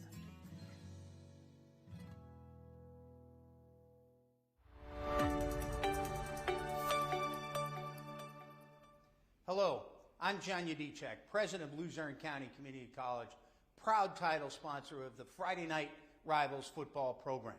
We want to thank the local communities, schools, and the student athletes who make high school football such a special tradition here in northeastern Pennsylvania. At Luzerne County Community College, we believe in the power of education, teamwork, and community. That's why we're so proud to support the Friday night football program and to donate $250 to tonight's homeschool. From all of us at Luzerne County Community College, thank you for letting us be a part of your Friday nights, and good luck this season. And before tonight's game, we're happy to donate $250 to the Bloomsburg School District and Bloomsburg High School, courtesy of Luzerne County Community College. Dr. Andrea Lantis. We talked to her in the first half. She's representing the school district today. We are back in the booth. Bob-eyed, Jan Cechak. We're enjoying a good one tonight in the Pennsylvania Heartland Athletic Conference Division III. Both teams 2-0 in the division, and it's been Loyalsock's offense and defense leading the way. It really has been. And I didn't think it was going to be a defensive battle. I thought the offenses were going to be lighting it up. But right now, Bloomsburg only has 61 yards rushing, 16 yards passing. And Broch is uncharacteristically 2 interceptions to his counterpart, Danny Dowell, as quarterback. Now, speaking for Loyalsock, 125 yards on the ground, 43 yards in the air. And they're just getting things done slow and methodical. Bloomsburg has had great drives, but they stall at the goal line. Yeah, at the goal line. 3 drives inside the 20. No points tonight. Loyalsock has converted an interception into points. Yes. And then went 3 plays, 99 yards, and took the score in. Finally, Bloomsburg gets on the board at the end of the half with a field goal. Loyalsock gets the ball to begin the third quarter. So let's take a look at those highlights, and then we'll break down the second half. Highlights, Dowell. Going to go to work 12 after the interception. Right in here, 12 yards, using his feet. Did a nice job checking off his receivers. It opened up for him to get the opening touchdown after the turnover. Right now he goes back to work. 21 yards. Look at that catch by Coates. One-handed backwards, and just the way he shakes and bakes, gets into the end zone. And unfortunately, a missed extra point, and it was 13-0. But yeah, and that was part of the 99-yard drive, and then they picked off Brochus again, and then finally at the half, as I said, Mike Mosteller, the junior, converts a 32-yard field goal, and that's our score now, 13-3 at the half. We'll be back after our national highlights to break down second half play here in Bloomsburg. The best Thursday night lights and Friday night rivals highlights from across the country. Really firing the ball deep. He's got a receiver. He also has a defender near him who comes down with the ball. Interception. No. Rickards caught it. I thought it was picked. No, Rickards caught it. Play fake. De Blasio's rolling to throw. Will launch upfield. Oh, what a catch in traffic. And breaking free is Wyndham. And he dives towards the pylon. Gets it. Touchdown. Wow. How about the effort by Wyndham? The catch in congestion, and then he turns up the sideline and dives to the pylon and scores. Watch this. This was something else right here. There's been some big plays in this game tonight. And this rank. And Gilson is going to throw it outside, and it's intercepted. It is picked off. And this could be a house call. And he dives ahead. Justice Tilla. Over, looks to pass, got plenty of time. Now here comes the pressure. Going to try to get it to Keel, and does. Keel keeps his feet. Look at Keel. Weston Keel's going to keep his feet, and he's going to go 10-5. Touchdown. Bearcat. Canadian backs got time to throw. It does so. The corner of the end zone. Jump ball. They're going to call a flag on Simmons. And he caught it. Did he catch it? They give it to him right here.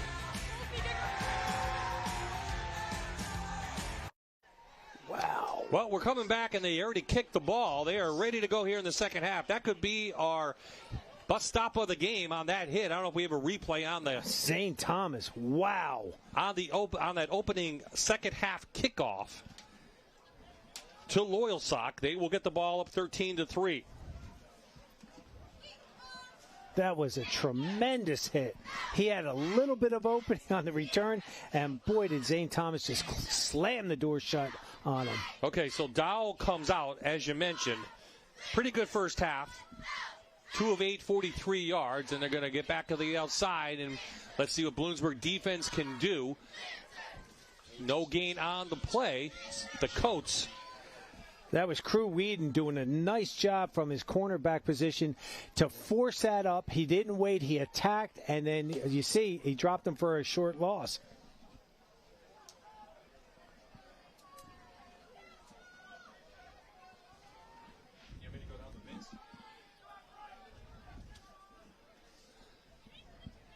Yep, loss on the play.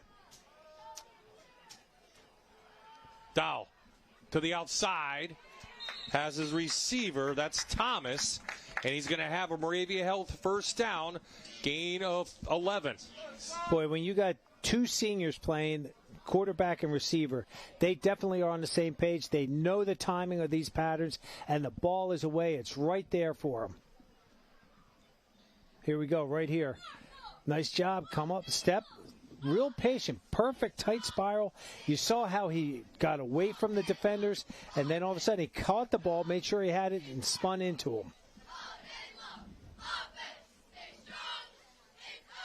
Inside Coates, bounces off a couple players, but a lot of red jerseys around him. Gain of 1. Number 56 in there, that's Nathan Cope. Number 57, Zane Thomas on the defensive side for Bloomsburg, stopping him right at the line of scrimmage. Well, I'm sorry, a short gain.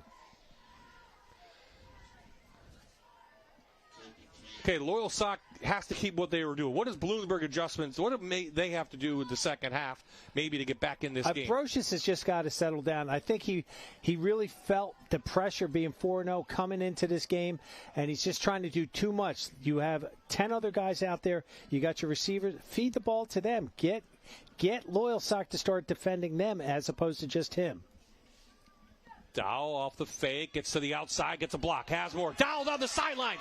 No one touched him. Deanie Dow having himself a night here in Bloomsburg. 58-yard gallop.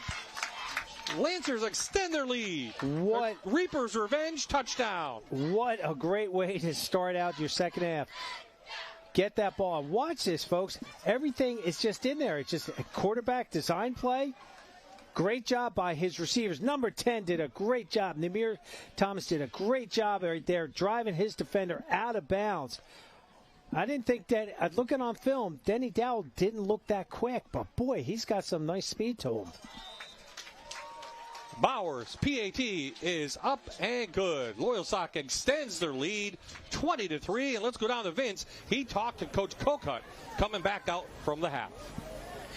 Thanks, Bob. He used two phrases when he came out of the halftime. The first was for his offense, and that was to finish. Getting down in the red zone a couple of times, the deep interceptions by Dow, those were the backbreakers offensively. And the other phrase, big plays. Now, as we just saw, Loyalsock ripping off the big touchdown run there, but big plays. He said defensively there was a lot to like, but the big plays were the backbreakers. The main focus for the second half is to settle down. Hopefully, after that drive, he can get his defense to do that, but we shall see. This is a Bloomsburg offense. Averages 420 total yards per game. And, Coach, as you mentioned, what do they have, like 120 total? No, not even. Not even. They're at 76 or 77 yards. Total yards. In the first half. Now, they did get the ball 3 straight times in Loyalsock territory. And as we said, twice they were down, knocking on the door and couldn't convert. So now they're going to get the ball back, suddenly down 17. And again, if I was Loyalsock, do not kick to number 3. You don't want to kick to Julius Serrano. He's the one that keeps setting them up and giving them great field position. And again, I would not kick it to him. Kick it away from him because he's ready to break one through. Well, it's gut check time for the Panthers if they want to extend their winning streak. 4-0 coming in. 6th-ranked Friday Night Rivals team trying to go to 5-0. But at home, they're trailing. Loyalsock had their numbers through the years. They really have, and you try to get that monkey off your back in there, and that's another added pressure we really haven't. We did talk about it. Vince talked about it beginning of the game. Go out of bounds, and Bloomsburg will have it at the 35.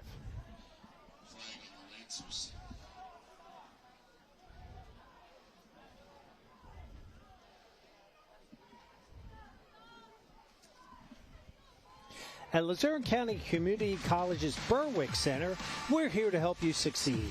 From scheduling classes for yourself to workforce training for your employees, our professional staff is ready to go to work for you. Visit LCCC's Berwick Center today. Sarah Brocious and company back out, trailing by 17, as I said. And let's see what the senior can do with the ball now. You got to go back slow. This is Catulus. Good comeback route. He's going to have a Moravia Health first down and more. To late flag. This is going to add on yardage to the Panthers, I believe. I'm not even going to venture to say possible face. I don't know with this crew. And I'm not being judgmental of them, but all of a sudden the second quarter, they were just flag crazy in some of the calls. Yep. Here's a flag on Coates. So it was a 5-yard face mask on the right. Add to the one. So it was about a 13-yard play, add on 5 more, and suddenly Bloomsburg once again is in Loyalsock territory. I mean, they've been moving the ball consistently. They're doing things right, but as Coach said, they're not finishing what they need to.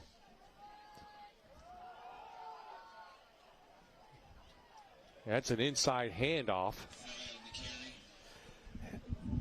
I didn't see. Was that Fry? Yes, it was. And they pulled number 68, Bryce Moore, the junior guard, on that play. So it's kind of like a power. But again, Fry took it up inside. He didn't follow his block to the outside. Well, it's probably designed that way. Brocious back, pump fake. Didn't have him. Still looking for a receiver. Brocious still weaving and bobbing, looking for anyone to throw it. He finally throws it out of bounds and give that down to the secondary from Loyalsock. He wanted to go long, and well covered was Crew Whedon. Crew Whedon definitely was being blanket coverage by the Lancers back there. Shane Fry, from his tight end position, was open, dragging across. He just couldn't get into the quarterback's sights. Well, they're putting pressure on Brocious, and they're doing a good job on their man-to-man coverage. They're doing an excellent job. And Brocious being very patient back there, stepping up the pump fake, rolling left, rolling right. There's a pump fake, and he's going to take it up the middle, has running room, and takes a couple of hard hits, has a Moravia Health first down and more, and they're going to knock him down at the 29-yard line. 15-yard gained for number 1. He's brought down by Denny Dow and Ivan Baker on that. Again, great job with the pump fake, design quarterback keep. Number 45, you had him. Noah Soba, you had him. And that's one thing Coach Van Fleet's going to say, guys, this is what I'm talking about. You have to wrap. Brocious quick out to Kalutis. Coates there, and he's going to ride Coates down for 2 more yards. And Catulus, the main weapon tonight in this arsenal, gain of 8. And this is where the weight room pays off. Quick hitter, spin to the outside. Watch, that's List leg drive right there. That's squats and power clean right there, folks.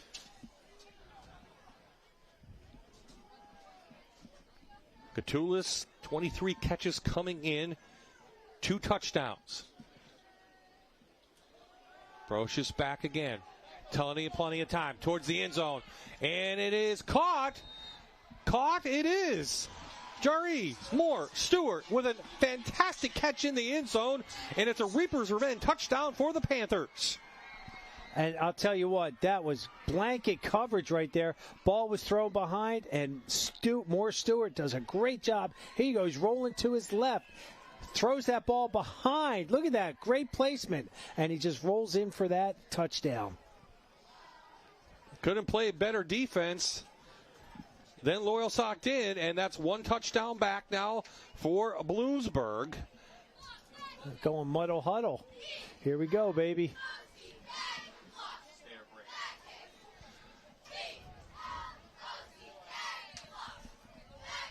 Ballsteller in for his first PAT, and it's a high toss back.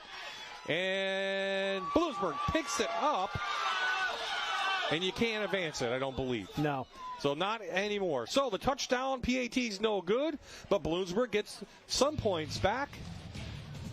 And it's 20-9 with 8:50 left in the third.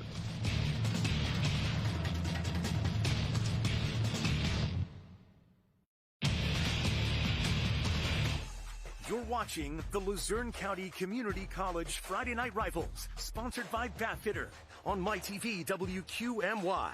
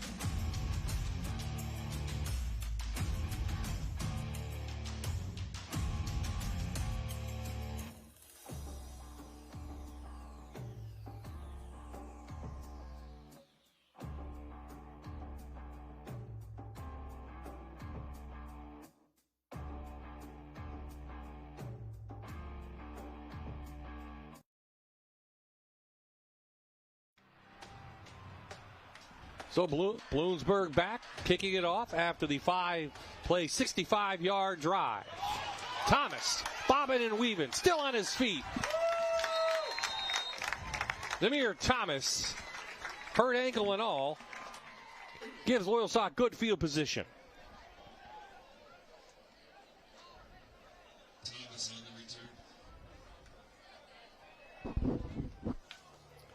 Tonight's game is supported by Prestige Medical Aesthetics in Muncie, helping you look and feel your best with services like injectables, laser treatments, hydrofacials, microneedling, and more. Prestige is proud to support our local athletes and community. Visit pmewilliamsport.com to learn more.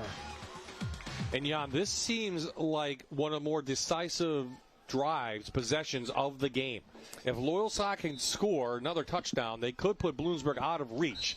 If the Panther defense holds, they get the ball back and can get back in. It seems like this may be the possession of the night. And I know Coach Van Fleet told his team, don't take them lightly. They've 2 games, they've come back to win.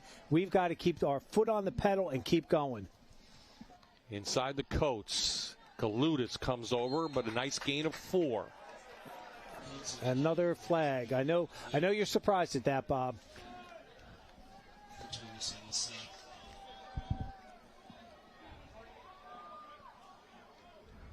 I have a personal foul.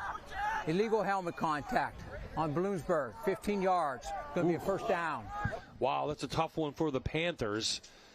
They said it like a spearing call, I guess, right? And yeah, we didn't see it late, maybe on replay, but that's going to add on some yardage for the Lancers, and that's needed for them.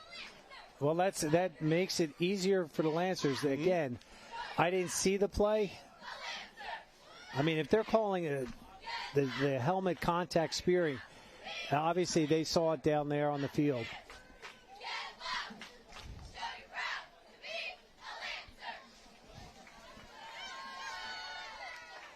So I'm told we couldn't see anything on the replay, Jan. But we that's would what think they said. Yeah. But it would have to be really blatant. I mean, usually I'm the guy that goes ooh and ow when I see a great hit like that. But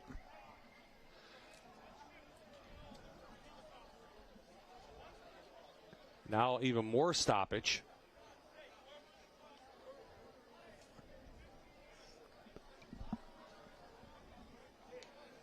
They have to reset things. So, again, Division III, Bloomsburg, Loyalsock, Warrior run with a loss.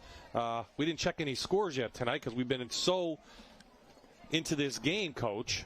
Well, Pittston is losing by 1 to Dallas, 21-20. Wilkes-Barre 28-7 over West Scranton. Honesdale down by 41 points. Coach Hawanitz's homecoming at Valley View not going well. Tunkhannock 42. Wyoming area 42, Tunkhannock 0. Prep 42-7 over Scranton. And we'll get you some District 4 scores after a couple plays here. Coates has a little running room and shooting in its brocious. Minimal gain, call it about 3. I have Danville beating Milton in the fourth. Mount Carmel getting shut out by Montoursville 21-0. Line Mountain continues their great season. They're beating Upper Dauphin.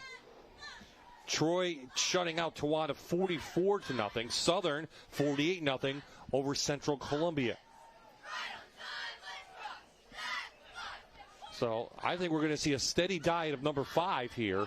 And let the clock roll if you're Loyalsock. Just keep the ball out of the Panthers' hands. And there it is, and no gain on the play.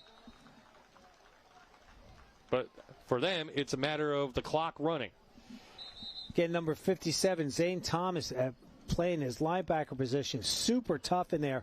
The sophomores really rising to the occasion tonight. Clock stops. And Gary Runnis is going to come over to coach to talk to Mike Kokut about something.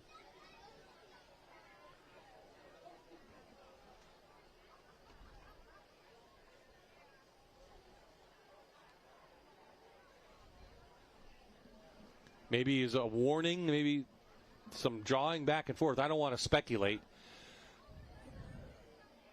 Well, he's coming over to, I think, talk to Coach Van Fleet, too. Oh, or not. Oh. Time's going to be kept on the field, is what they say. Yeah. So they did something with the clock operator they didn't like.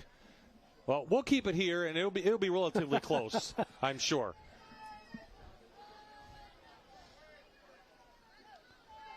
So back on the field, the clock rolling, third down. Coates, nope, fake the Dow. Dow gets a block to the outside. Dow going for the line to gain. Let's see where they're going to mark it. I believe he's got the first I do down. too. I think it may be a Moravia Health first down. They're moving the chain. So Dow getting a block, I think, from Thomas to the outside. Great job right there. Look at that. Dow, I'm really, really impressed at how well that young man runs the ball. Again, watching him on film, I know everything looks a little bit slower, but boy, does he look fast. Loyalsock going to head to Lewisburg next week.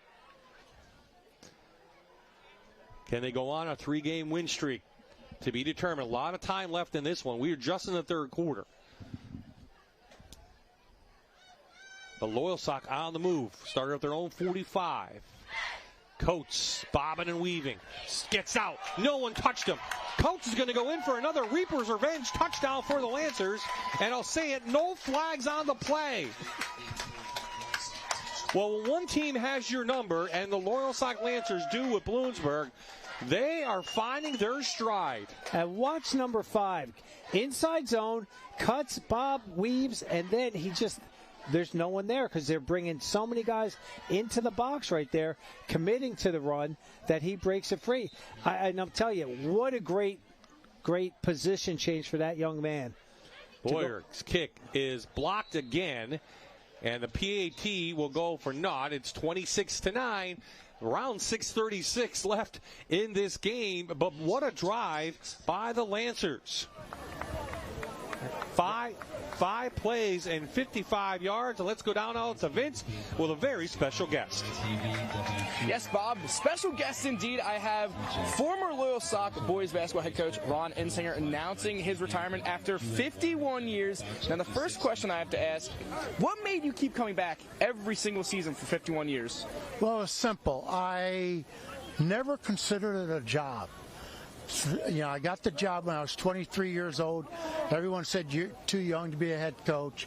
You know, there were a lot of naysayers. But the bottom line was I was blessed with a lot of energy and enthusiasm. And, it's been my passion. It was and working 365 days, playing hoops, teaching hoops, it was exactly what the doctor ordered. Well, a great job you did indeed. I heard a story that you had gotten hired from 2 jobs within an hour of each other, and you let fate decide of a coin. Is that story true? And what made you come to that decision using a coin to decide your fate? Well, yeah, that's true. I was offered the job, health and phys ed job at Canton and at Loyalsock between 2 and 3 in the afternoon. And I grew up in Sullivan County, so I'd been to Canton many times. They were in our league, and so I was familiar with their sports program. Loyalsock was somewhat new. Their first graduating class was like in '66, so but I had heard a lot of good things about their athletic program. But anyway, I just couldn't decide whether I wanted to go to a rural school or an urban school. So anyway, I got the brainstorm that I just take the best of three. So I found a nickel, did 3 tosses. Loyalsock won 2-1, and I ended up at Loyalsock. And then the following school board meeting, they offered me the head basketball job. Well, what a story. Congratulations on 51 excellent years coaching, and congratulations on retirement. Thanks so much. Appreciate it. What a job. Ron Insinger, a legend in basketball around this state. He's won state titles, and just a great all-around coach. He was the athletic director for a long time with the Lancers, and boy, wish him luck in retirement. Down on the field, we saw Brocious take a great kickoff, but guess what? Another flag holding against the Panthers. So they are beating themselves tonight, and the ball is going to be at the 32. I mean, Brocious had a tremendous kick return on that. I mean, it was all him. He had a couple key blocks, and again, they said it was a hold. So, well, it's not the end of the world. I mean, they're at the 32-yard line. Good place to start. Well, one thing they have to do is they have to stop Loyalsock. So they need to score, but then they got to stop them. Inside handoff. Serrano to the outside, but boy, that Lancer defense is there again, Coach, and they're getting stronger, I believe. They really are, and that's number 12, Ivan Baker, the junior, doing a great job from his strong safety. They went with that diamond formation where they have the 2 running backs lead blocking out there. Number 56 does a nice job coming up and kicking out, Nathan Cope. So this team averages 35 points in their first 4 wins. They have 9 so far. That tells you the story here tonight. It's been this defense that has held Wyatt Brocious in step.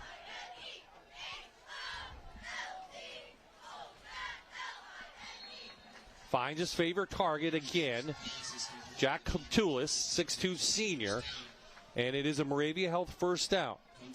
Catullus, again, is Bob, you just said, I'm reiterating what you just said. That is his favorite receiver tonight. He rolls to his left, cuts back to his right, and Catullus knows where he's got to be. Nice job. Almost broke that one. Coates almost didn't bring him down, but again, he had good support coming up for the Lancers. That's a great matchup to keep an eye on. Catullus, a senior, against Coates on the outside, another senior, and they're going back and forth. Moore Stewart. Really haven't called his name since the first quarter. Finally gets it, breaks out, breaks 2 tackles. Brocious downfield tackling, and he makes something out of nothing, and he has another Moravia Health first down inside the 35. What a play by the sophomore. No flags, and it's going to be close, I think. They're going to mark it. Let's see, a yard short. Well, and Jari Moore Stewart, he made something out of nothing here. They went with the swing pass. He's wrapped right there. And he cuts it back, and Brocious gets right in the way of number 51 just to squeeze him out of there so he couldn't get that tackle. Jeremiah Johnson, a 290-pounder, and Brocious isn't afraid to mix it up with him. Brocious on 2nd and 1. Again, Loyalsock in the backfield. He finally dives forward. It is a Moravia Health first down, but all night, Brister has been all over Brocious. He's done a great job spying him, and I'm sure that is by design because we know how good Brocious is, and how are you going to stop a kid like that? Well, we're going to commit one of our guys to make sure you spy him. He's your guy all night.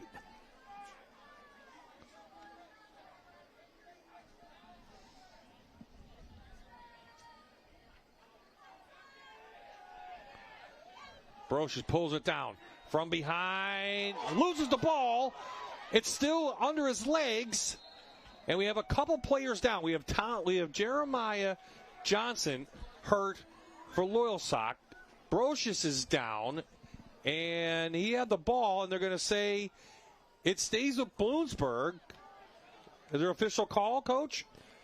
I think it's going to stay with Bloomsburg. He had it in his legs. He did. He was down.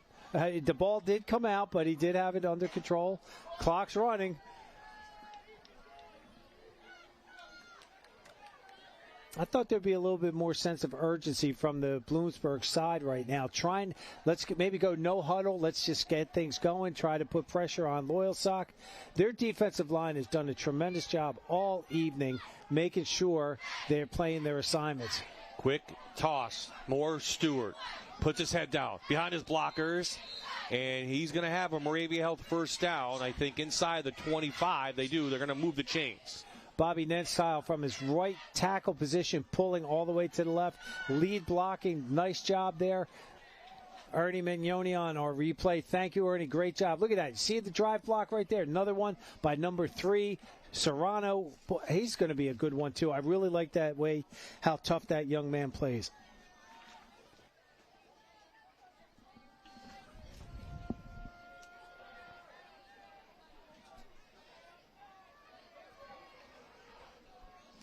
Brocious again to the outside. Has Fry. Fry still in his feet. Fry knocked out of bounds inside the 10, I believe. And it is another Moravia Health first down. So a quick pace now for Bloomsburg, trying to get back in this one, and they are knocking on the door, 1st and goal. Again, it's just a crossing pattern. That's how he got so wide open on that. Nice job. Good ball security, outside arm. Great tackle in there by number 9. That would be Matthew Reichert, the sophomore linebacker.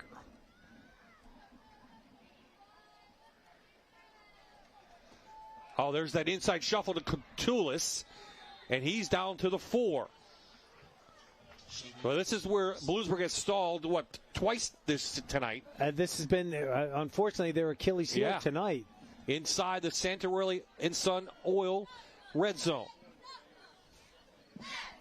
Bloomsburg using a lot of energy. We are still just in the 3rd quarter, and I have a feeling this one's far from over.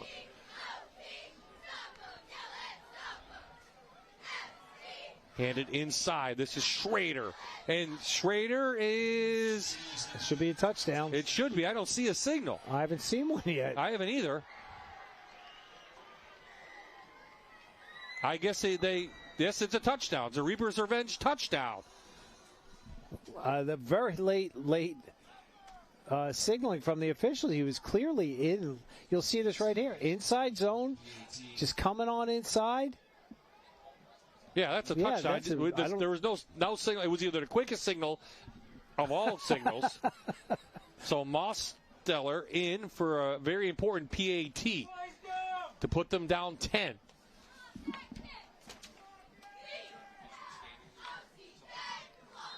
Oh, we got another flag. We have whistles, and it's a procedure against Bloomsburg.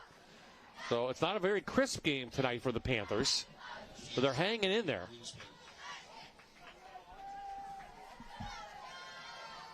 Well, and they've just a false start on that. And their kickers, he's a good kicker. He'll get that in there. It's just that I like the tempo of what they're doing. I feel that they have to pick it up just a little bit. Just my own personal 2 cents here.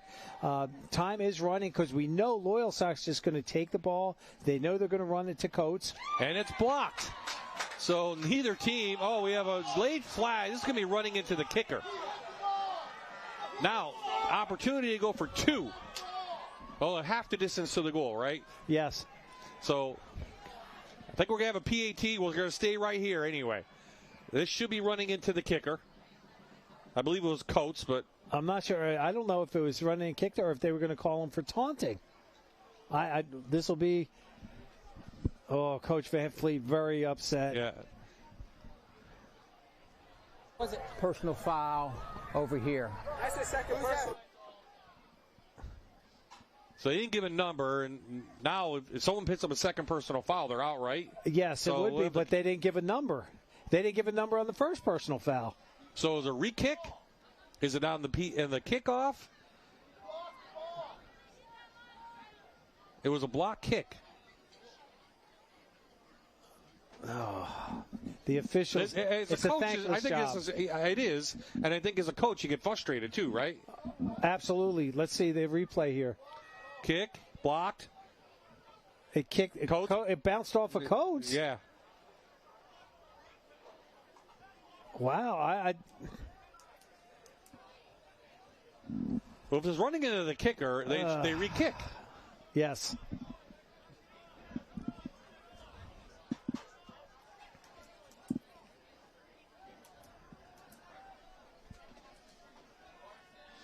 Wow, the officials, it's... No, they're going to waive it. So it'll be a kickoff. So, okay, after we got all that, 2:28 left, 26-15 the score. Now, let's look at some district standings. Why not? Yes. So, as I said, AA is loaded in District 4. This should be District 4 standings. My fault. So it is District 4. So Bloomsburg, Warrior Run, North Penn Mansfield up in the northern tier having a great season. Yes, they are. Let's not forget about them. And Troy, Loyalsock, if this score holds, they'll be right in the mix. This is an 8-team playoff. Yes, it is. The bracket that they have. And Bloomsburg we knew about. Warrior Run, surprised. North Penn, Mansfield, they go through cycles up there because I remember when I coached at Towanda with Craig Dawsey years, boy, they had some super tough teams, especially when you play there in Mansfield. Southern is back. Troy, uncharacteristic for them the last couple of years to have a loss this early in the season. Loyalsock, we saw how good they can be, especially now that they found their running back. Well, we have a lot of regular season left, though, because as we saw, both teams have a tough schedule after this. A little squib kick. Taken by one of the up men. Number 11. I'll find his name. I think his name's Carter Brown. Carter Brown. I guess Mom or Dad were yelling, way to go, Carters. Okay, so on one side you have the Bloomsburg defense. They have to hold Loyalsock. They can't let them score anymore. Loyalsock wants to grind this one out.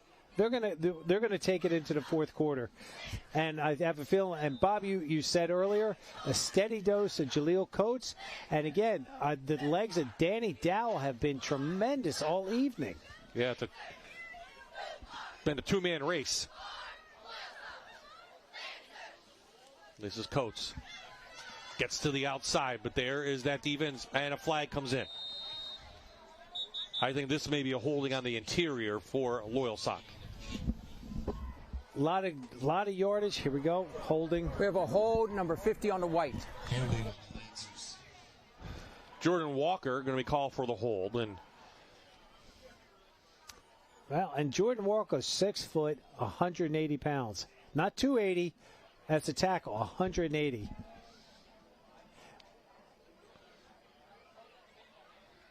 Right, yeah. You saw it right there. You just saw maybe it was number 51. He did grab his jersey. He was going by him. If that's 180 pounds, then I'm 180 pounds. I got to get He's on a that. bigger boy than 180. I have to get on that diet. Yeah. And being here at Bloomsburg Fair Week's not going to help. Yeah. Coates up forward, wants a face mask, doesn't get that call after the penalty. 2nd and 20 now. I didn't think they were going to do too much passing. Inside zone. Hit by Zane Thomas. Yep. And we've called his name consistently. The sophomore linebacker's doing a great job in there, stuffing the run. No gain on the play, so it remains. It should be 2nd and 20.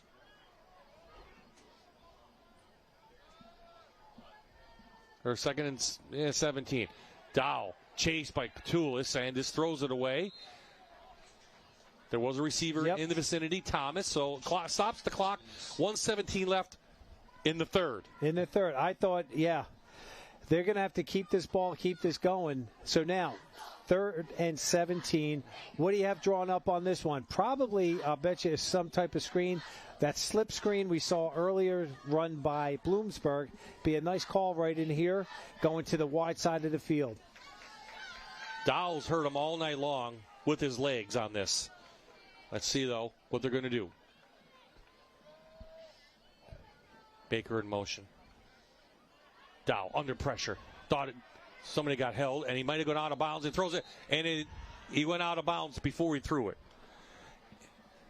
And Fry knew it. He picked it off, but he was out of bounds. It's going to go down as a sack at the 22-yard line. Nice job defensively by the Panthers. Did a little twist action with the two interior linemen. A little bit of confusion. Great pursuit by 53. Nice job in there. Malcolm Tagba, a freshman.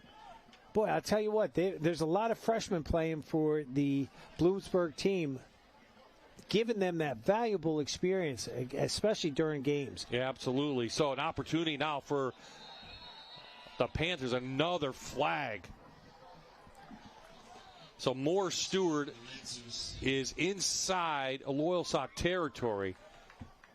They're down just 11. Bloomsburg will get excellent field position out of that. And watch out for more. Jari Moore back there. Yep. Jari Moore Stewart.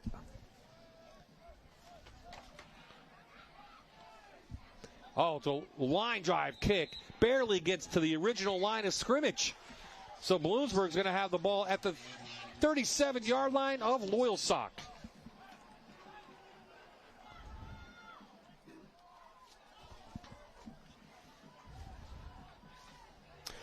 Tonight's game is brought to you by Susquehanna Oral and Facial Surgery, providing expert care in wisdom teeth removal, dental implants, sedation, and more. Their trusted team is here to make sure every smile is healthy and confident. Learn more at williamsportoms.com. That's Susquehanna Oral and Facial Surgery. Excellence in care right here at home. Back on the field, Brocious hits Catulus for about a 7 or 8 yard gain. Yep, near the 30. And a reminder in the first half, Bloomsburg started at the Loyalsock 27 and didn't score. I'm going to just remind people of that. Bloomsburg has to finish to get in this game. About 30 seconds left in this third quarter. So plenty of time and a whole quarter left for the Panthers. Brocious has room. Brocious has blockers. Wyatt Brocious puts his head down and is down at the 16-yard line. It's a Moravia Health first down for Wyatt Brocious. And boy, he just ran over Namir Thomas right there. Thomas making the touchdown save and tackle. They went that diamond formation. Brocious cuts to the right. That comes back to the left with all those bodies in front of him. Now he looks like the guy I've seen on film. He's got that fire in his eye right now, Brocious does. So they're inside the Santarelli Oil and Sons red zone. Brocious to the end zone to Catulus, knocked away. Good defense on the outside by Thomas. So let's give numbers a year ago, Coach. 18 seconds left in the third. This is Brocious against Loyalsock a year ago. He was 13 to 23, 179 yards and a touchdown through the air. On the ground, he had 15 carries for 115 yards and a touchdown. That was Brocious last year. And remember, Loyalsock won the game 20-13. Wow. This year, he's well under that so far, but almost close to that. Now he's got to lead his team back, and he does, right up the middle. This might be the last play of the half. He's to about the 8. I should say the third quarter. 8 yards for number 1. Well, we saw the previous play. Catulus is 6'2", going against Namir Thomas, 5'9". And then we'll do it. 3 long quarters in the books. Bloomsburg, though, knocking on the door here at home.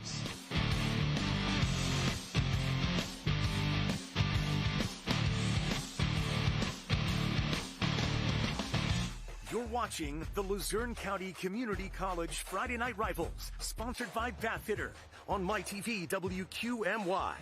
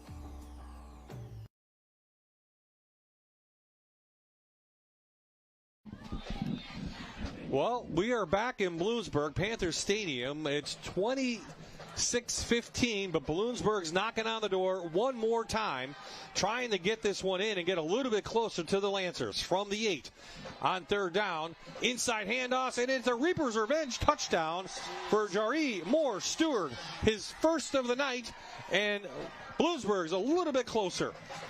I think they're going to go for 2. That was a great play right there by design. It was a counter play. Get the defense pulling to their left and cutbacks to the right. Jari Moore Stewart, great run there.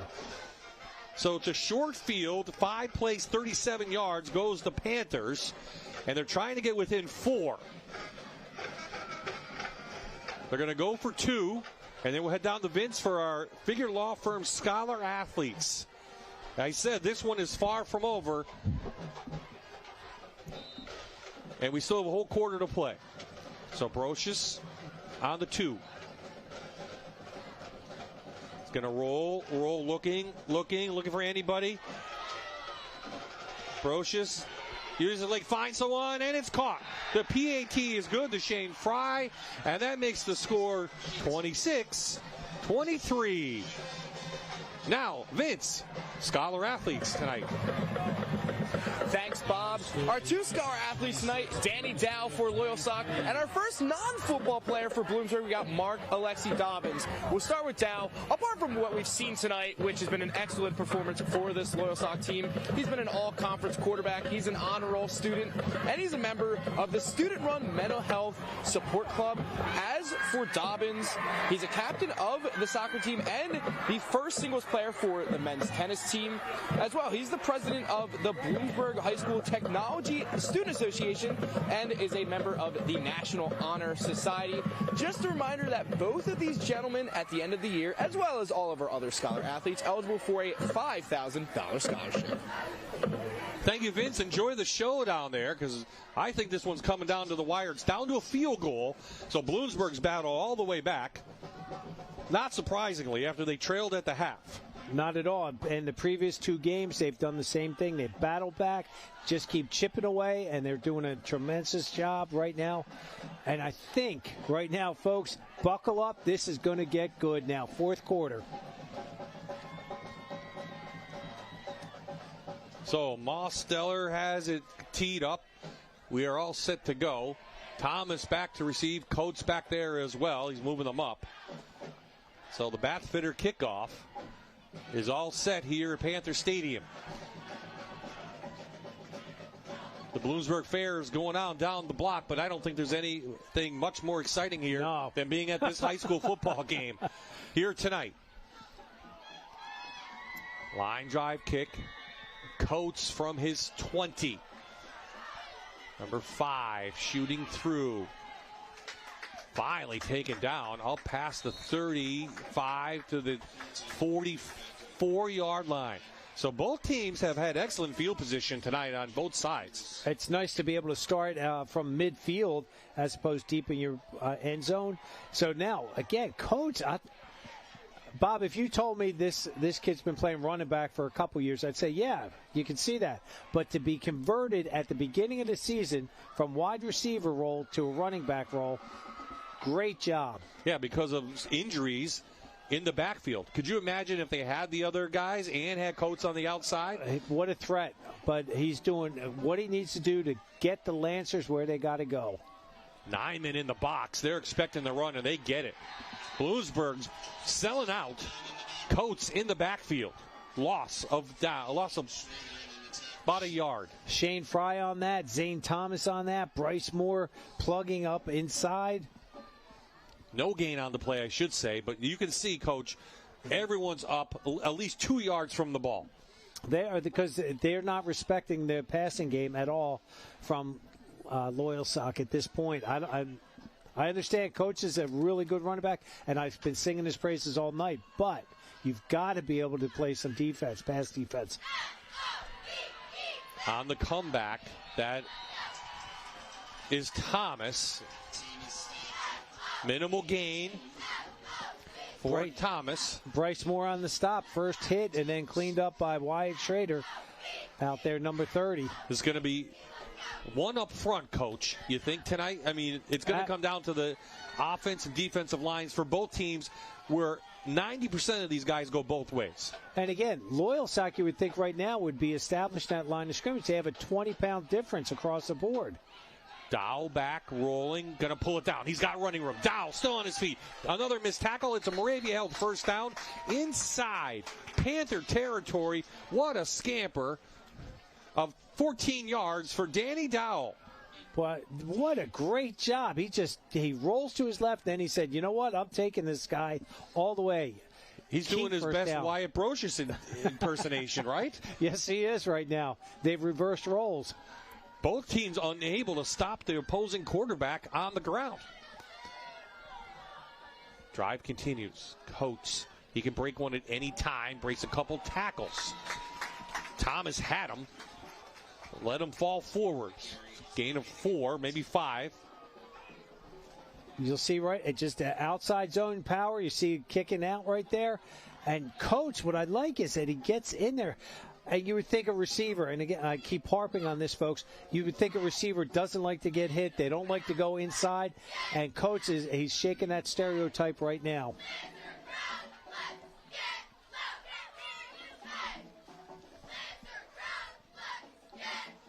This is Dow. Dow gets to the outside, has some blocks, cuts it inside. And going to be close to the line to gain. I think they're going to move the chains. It is a Moravia held first down. So between number 2 and 5, they're putting this drive together. They've got to score on this to keep the Panthers at bay right now, because the Panthers' momentum is building. You can feel it in the stadium. And Dow's trying to quell that right in. Fry tripped him up, I believe. But again, a new set of downs for Loyalsock. Under 9 to play. Dow going to go to the air. Being chased, but finds running room and gets pushed out of bounds. Tiptoes for a couple more. And they're going to give it to him to the 20. That's the sophomore linebacker, Wyatt Schrader, the 170-pounder, mirroring him and forcing him out of bounds. Great job by the Bloomsburg secondary to take away all the receiver threats. Picked up a couple yards on that bounce. Give him 8.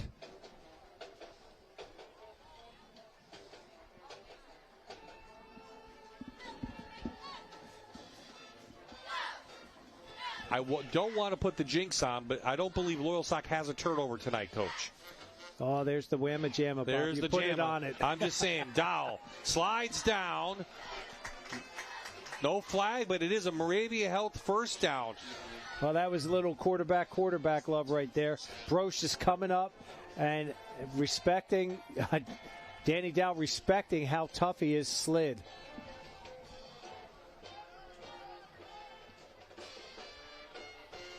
Loyalsock taking their time, taking precious time off the clock to keep the ball away, but they've got to come up with points.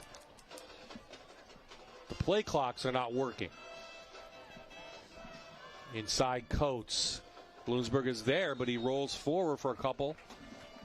Up to the 15, so they're in the Santarelli Sons, Oil and Sons red zone.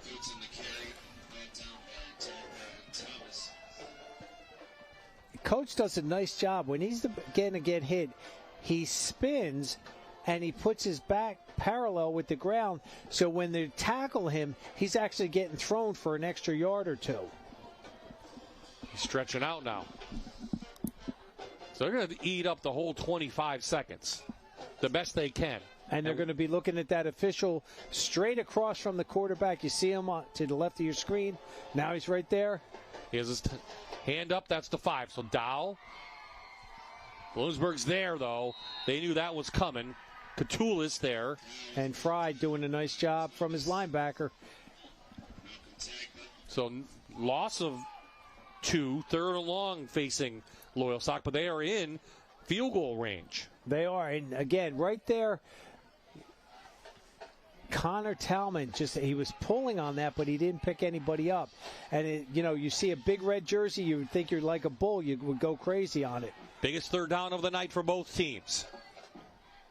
Dowell back. Flag comes in. Dowell has the first down and more. Dowell to the end zone to the 4. But this one's coming back.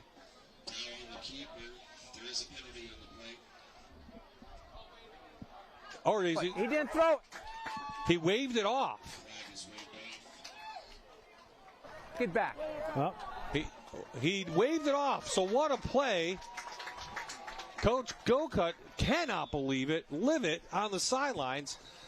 The flag is picked up and waved, so it's first and goal. Loyalsock, there you see, from the 3. I'm not sure what. I'm not even speculating on this one. But the clock is stopped now. Well, the clock is rolling. Okay, they just... Yep, they rolled it. So he stayed in bounds. This could be the dagger for Bloomsburg. If Loyalsock can punch this one in. Coates, right there. Bloomsburg knows it. Fry comes shooting in. He rolls forward for about a yard. And that's what I was saying. The way that Coates is running the ball, when he's getting tackled, he's putting the defender between him and the turf. So that's why he's able to get that extra yard in there. And then you'll see this. Great job with replay. Thank you, Ernie. Let's see if they go off that left side. 270, TJ King. Connor Tallman, 6'3", 290. I think they shifted some of those guys around, though. I don't see TJ King in there. I do see Tallman. Bloomsburg selling out. Dowell. Blocked. Oh, there's the flag. That is going to be a hold. I'm 90% sure. Yes, yep, there's there the signal. It's going to be a hold for Loyalsock. A break for the Panthers.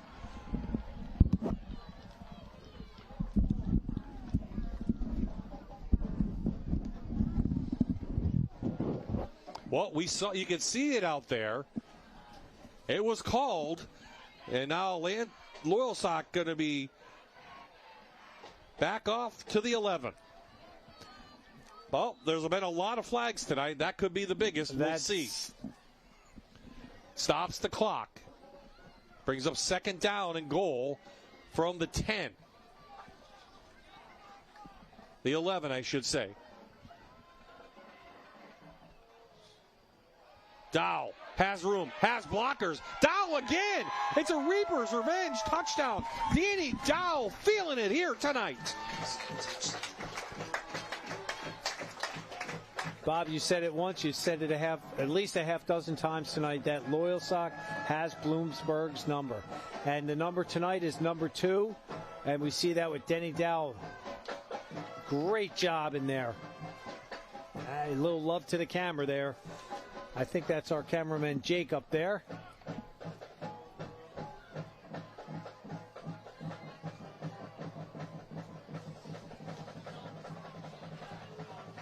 The PAT is blocked, so they're within 8. No, 9, excuse me. Come on, you're the teacher. We'll figure out the score, but let's go down the bids first. Thanks, Bob. I'm here with Kendall and Carly of the Loyalsock cheer team. Kendall, I'll start with you. What do you love most about Friday nights? I just love all the energy that the student section, the band, the fans, everyone brings, and I just love cheering on these sidelines. And Carly, what do you love most about this cheer team? I just love how everybody's so dedicated and willing to put in their full effort when they're asked. All right, well, it's time for the Dr. Todd Smile Game. Girls, take it away.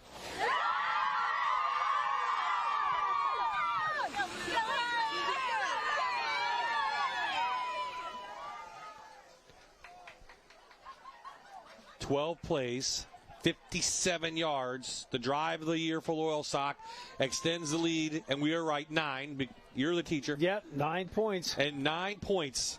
So Bloomsburg has to score twice to remain undefeated.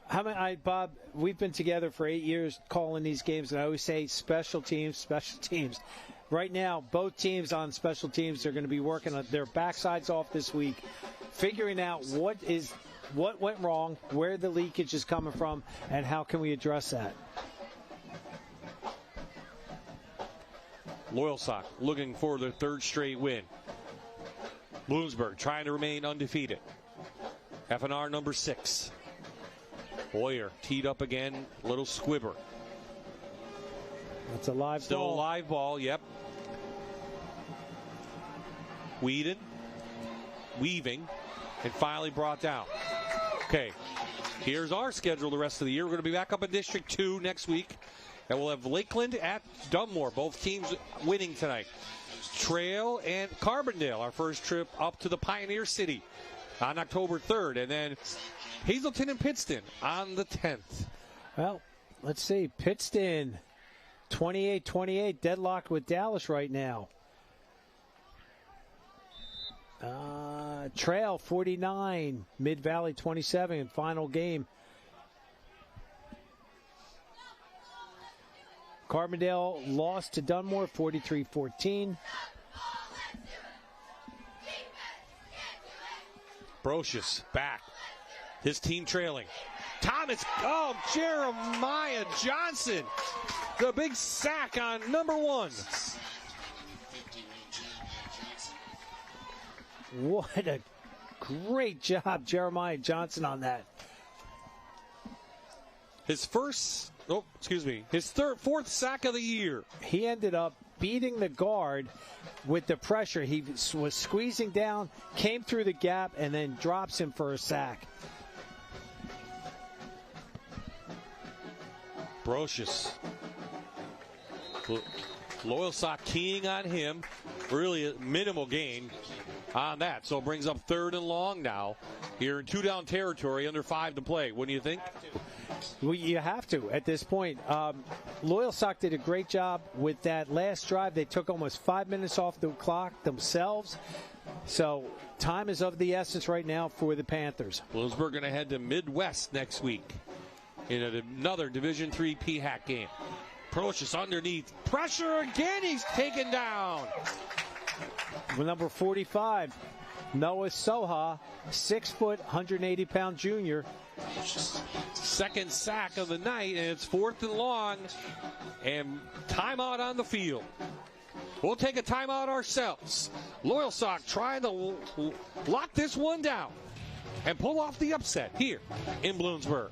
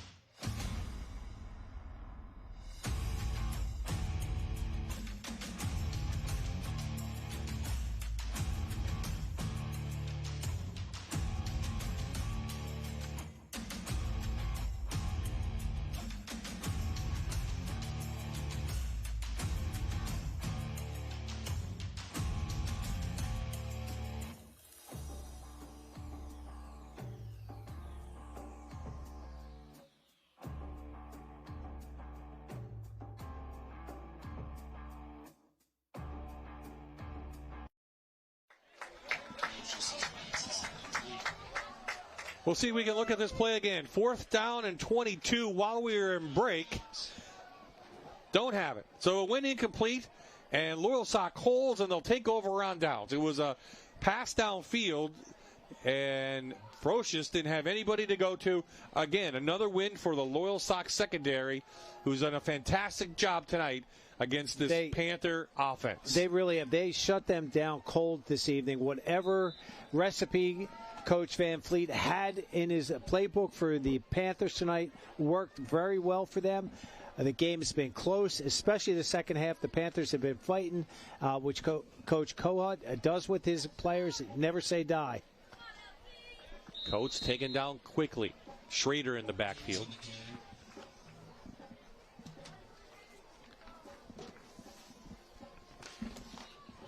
Schrader and Fry on the stop right there.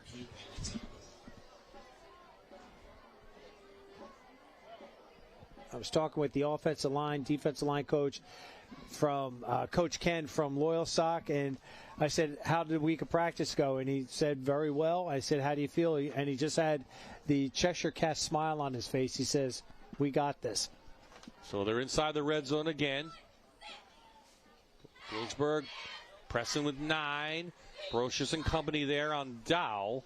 Stop down at the 20, so it's a loss. And Zane Thomas in the middle of things again. The sophomore linebacker, boy, is he going to be a good one by the time he's a senior. 3:25 left. Bloomsburg calls their first timeout. And we have a top 10 we got to check out, which may be changing this week. So Haven won last night over Minersville. Shamokin's winning. North Pocono and Abington played tomorrow. Wyoming area trounced Tunkhannock. Jersey Shore beat Shikellamy. Southern was winning.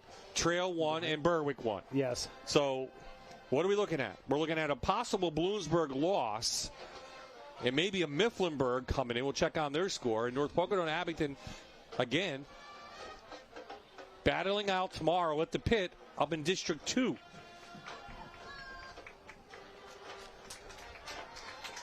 Mifflinburg is on the short end. Hollidaysburg is 49. Mifflinburg 14. Hollidaysburg was 4-0, 5A school, so that's a tough game. But Mifflinburg's going to be right there, so we'll see.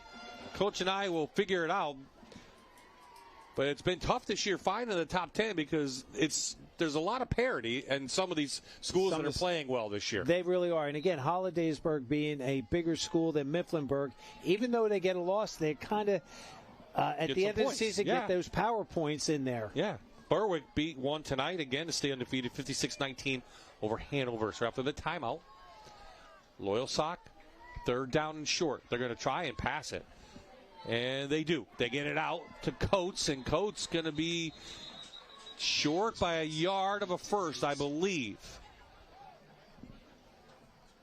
Well, here we go. Just a nice little easy pass play here. Under no duress. Get the ball out. Again, in his hands. Number 1, we saw him. He really wanted to get it. Wyatt Brocious wanted to get mixed up with that in terms of get a pick. Another timeout called. Bloomsburg timeout. Well, this is, 4th and 1. Really, to get the ball back. If they give up a first down, the game's essentially over. Yeah, especially with the lack of timeouts. Yeah, you need 2 scores to win. Give Loyalsock all the credit. Bloomsburg had the momentum going in the 4th. Cut the lead to 3, but then they drove down the field 57 yards. What could be the dagger of the game. And they just ate up valuable clock time on that drive that they scored on their last touchdown.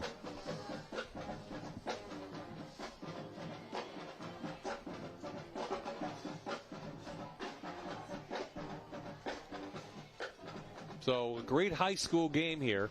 I don't think there's going to be time after tonight to hit the fair, Coach. So, we'll have to do that next week. So, at 4th down, Loyalsock going to try to roll it out. Dow just sits down, and it'll be Bloomsburg ball. Interesting. So, on downs, Bloomsburg takes over. 3:18. If they score pretty quick, you're looking at an onside kick. Absolutely. And we know Bloomsburg has been down this road the last 2 weeks. Wow.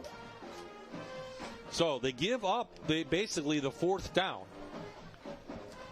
And they'll have the ball at the 23-yard line with no timeouts left. But clock does stop on a first down. Brocious, anyone could break it at any time. Jari Moore-Stewart, we've seen how good he can run the ball. How quickly they get it to Serrano, but about a gain of 7. Clock keeps rolling. Namir Thomas doing a nice job on that stop. This is what we were watching pregame, how quickly the ball comes out of Brocious' hands. As soon as he gets those laces on his fingertips, the ball's away. Pressure. Down. Ball's out. Ball's out. And Loyalsock comes up with it, but what do the refs say? Jeremiah Johnson. It is.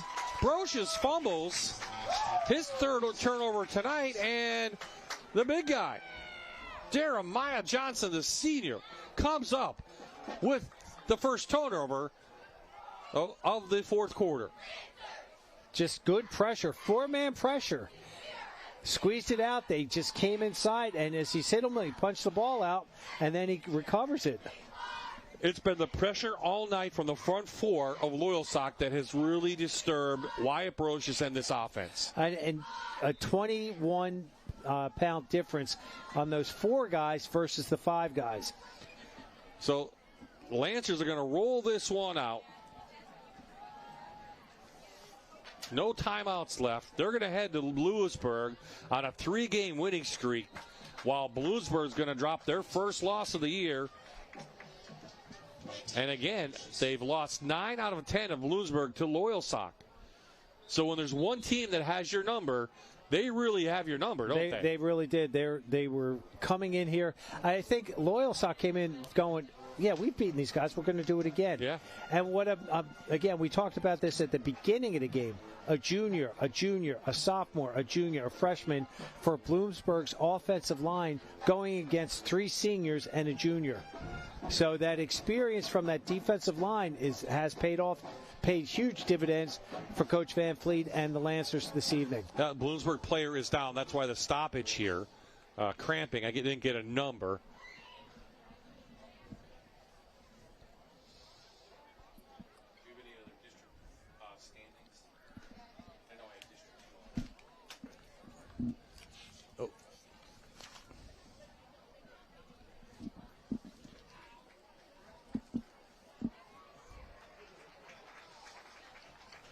At Luzerne County's Community College's Berwick Center, we're here to help you succeed. From scheduling classes for yourself to workforce training for your employees. Our professional staff is ready to go to work for you. Visit LCCC's Berwick Center today.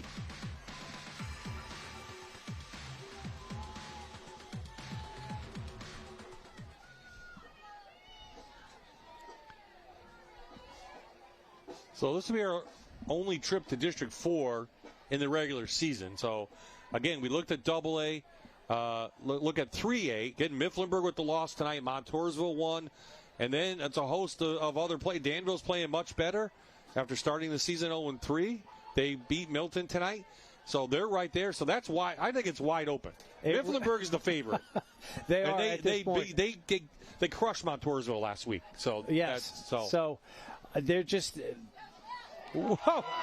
Oh, can't hurdle the guy. Can't hurdle. Yep. Yep. Hey, it's great when we see in the NFL, right? With our guy with guy number Saquon. 26. Yeah. You can't do it in the high school game. It looks great, but they don't count it in the high school game. Now he's shaking up. Wow. What's hurdling? And that's hurdling. The reason. Over here. Yeah. Over here. And that's why you don't want that, because there's just too many things that can go wrong with that situation. Great effort. Yeah. Highlight, but it doesn't count. Can't do it in high school. So that will back up Loyalsock. It stops the clock, under 2 to play. But, I mean, really, the player of the game and the players should be the Loyalsock defense. And not only Dow, because of he had 2 touchdowns on the ground. He had 2 interceptions to start the game at the key one. And then Coates even covering Catullus all night. Catullus, excuse me. Catullus, and that's a tall order. Yeah.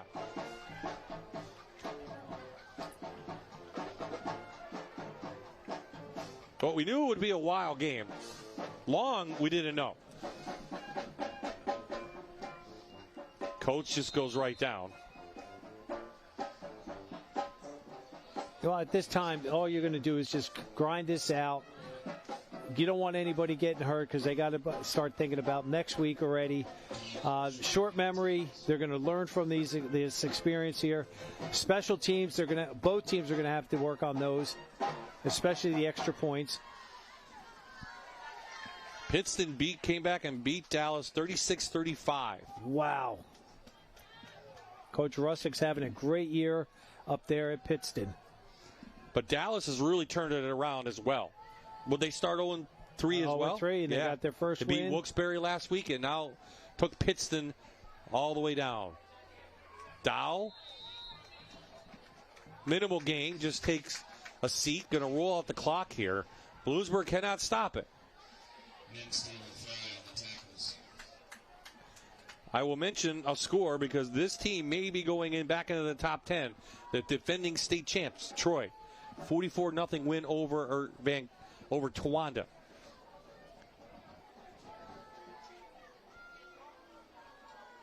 Well, we know we haven't really spoken too much about Southern Columbia this year, Bob. I mean, they're doing what they do. They just win. Kind of like Jalen Hurts. Just win. You know, I mean, quiet getting it done. Well, they lose to a very good Wild Missing, and they come back with some big wins, including a win over Mount Carmel. They still have to meet Bloomsburg. They already beat Loyalsock, as we have an injured player.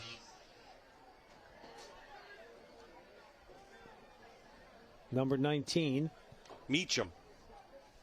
Joshua Meacham, a senior. He's like, no, go. I'm good.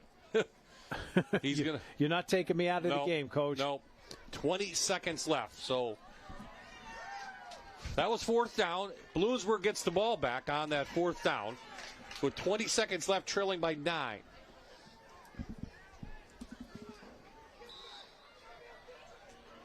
Well, we expected a lot to see from Wyatt Brocious, and we wanted to see him. But it was the other quarterback that stole the show. Danny Dow. Running, passing, playing defense. Number 2. Oh, another flag. Really stole the spotlight from number 1 Wyatt Brocious, and deservedly so. He pulled the carpet out from him, and he showed. Well. Personal foul on Loyalsock. 15 yards, going to be first down.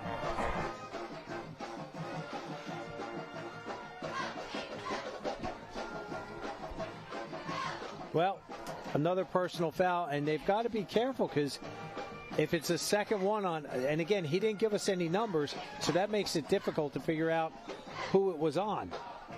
Well, they're supposed to be writing them down, and then they can't play next week? Correct. If you have 2, you're done. This game and the next one. Yeah. Well, Bloomsburg at the 44. You see 13 ticks left. They're going to swing it out to Fry. Fry needs to get out of bounds. He can't.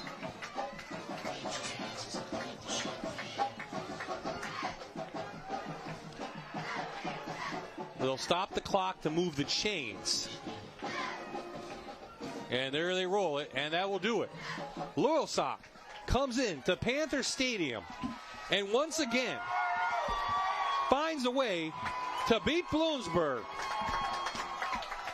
The 3rd win in a row for the Lancers, and they upset the undefeated Panthers 32-23. Vincent Goldschmidt down on the field with the Luzerne County Community College players of the game. Who will be, Coach? I would have to say Dowell and Coates. I think you're the winner. Chicken dinner. Deep fried something from the fair. From the fair, people. So while Vince is tracking those players down, I think we have a chance now to find our bus stop of the game. Watch this. This is the school bus stop of the game. Always remember to stop when the school bus arm is out. Our bus stop of the game goes to Johnson on the big hit on Brocious, who recovers the fumble. Fitting because that defensive line played excellent tonight against a very talented Bloomsburg offense. Well, this is what high school football is about. You come in, you're feeling good, you're 4-0, and then you have a team coming in that's struggled, and here we go to Vince. Let's go down to Vince. Thank you, Coach. Vince? Thanks, Bob. Here with our players of the game, Jaleel Coates and Danny Dole. Jaleel, start with you. 2 big touchdowns today, especially after the tough start to the year. Had 2 losses. You come up with 2 wins, make it a 3rd. How does it feel, especially to have your fingerprints on this game? It feels great. You know, we battled a lot of injuries early in the season. We started off 0-2. We had a big chip on our shoulder. Everybody counted us out. We're still here. We're still here fighting Kabia. And Danny, you're a scholar athlete, one of our players of the game, 4 total touchdowns, 2 interceptions. I mean, how do you even describe this game? I mean, it was a great game all around. Couldn't do it without my line up front. They had a great game. Defense played great. All around, great team win. And for both of you gentlemen, 3 straight wins. How does this set you up for the rest of the season? Looking for a fourth. You know, we have a lot of momentum right now. We just want to keep it rolling. I'll just say right now, we're going for it all. We won it all. Yes, sir. All right, gentlemen, go celebrate. Thank you. Guys? Well, congratulations. Yep, Yes. they are on a 3-game winning streak. A much improved team. They moved Coates to the backfield, and it's a totally different Lancer team that's going to head to Lewisburg next week. They're going to force to be reckoned with. You start out 0-2, and you're thinking, we're done. And Coach Van Fleet's experience is paying off. It's paying dividends, moving kids around where they need to be successful for the program. And Bloomsburg, well, I think this may just energize them even more because they want another district title. They haven't won it since 2011. And, you know, they really beat themselves tonight. It was the battle of the yellow flags. Did not help either team, but it seemed to hurt Bloomsburg more. And what we saw was, I think Brocious tried to do too much to get them where they needed to. Let the game come to him. Don't bring the game out to everybody else. So, again, he's a great athlete. He's going to rebound from this, learn from it, and he's just going to all of a sudden keep those numbers accumulating. Okay, I know our team wants to clean up. They're not going to have time for the fair tonight. We will be down the fair all next week. Look for our Fox 56 tent. And next week, Friday Night Rivals heads to Dunmore, the home of the Bucks. It's the Chiefs and the Bucks. It's a Lackawanna Football Conference Division II showdown. We'll be on the air next Friday at 7 p.m. For the entire Fox 56 sports crew, a big shout out to the Bloomsburg administration for all their help, and for Jan Cichak, Vincent Goldschmidt, this is Bob Ide saying so long from Panther Stadium in Columbia County. See you at the fair.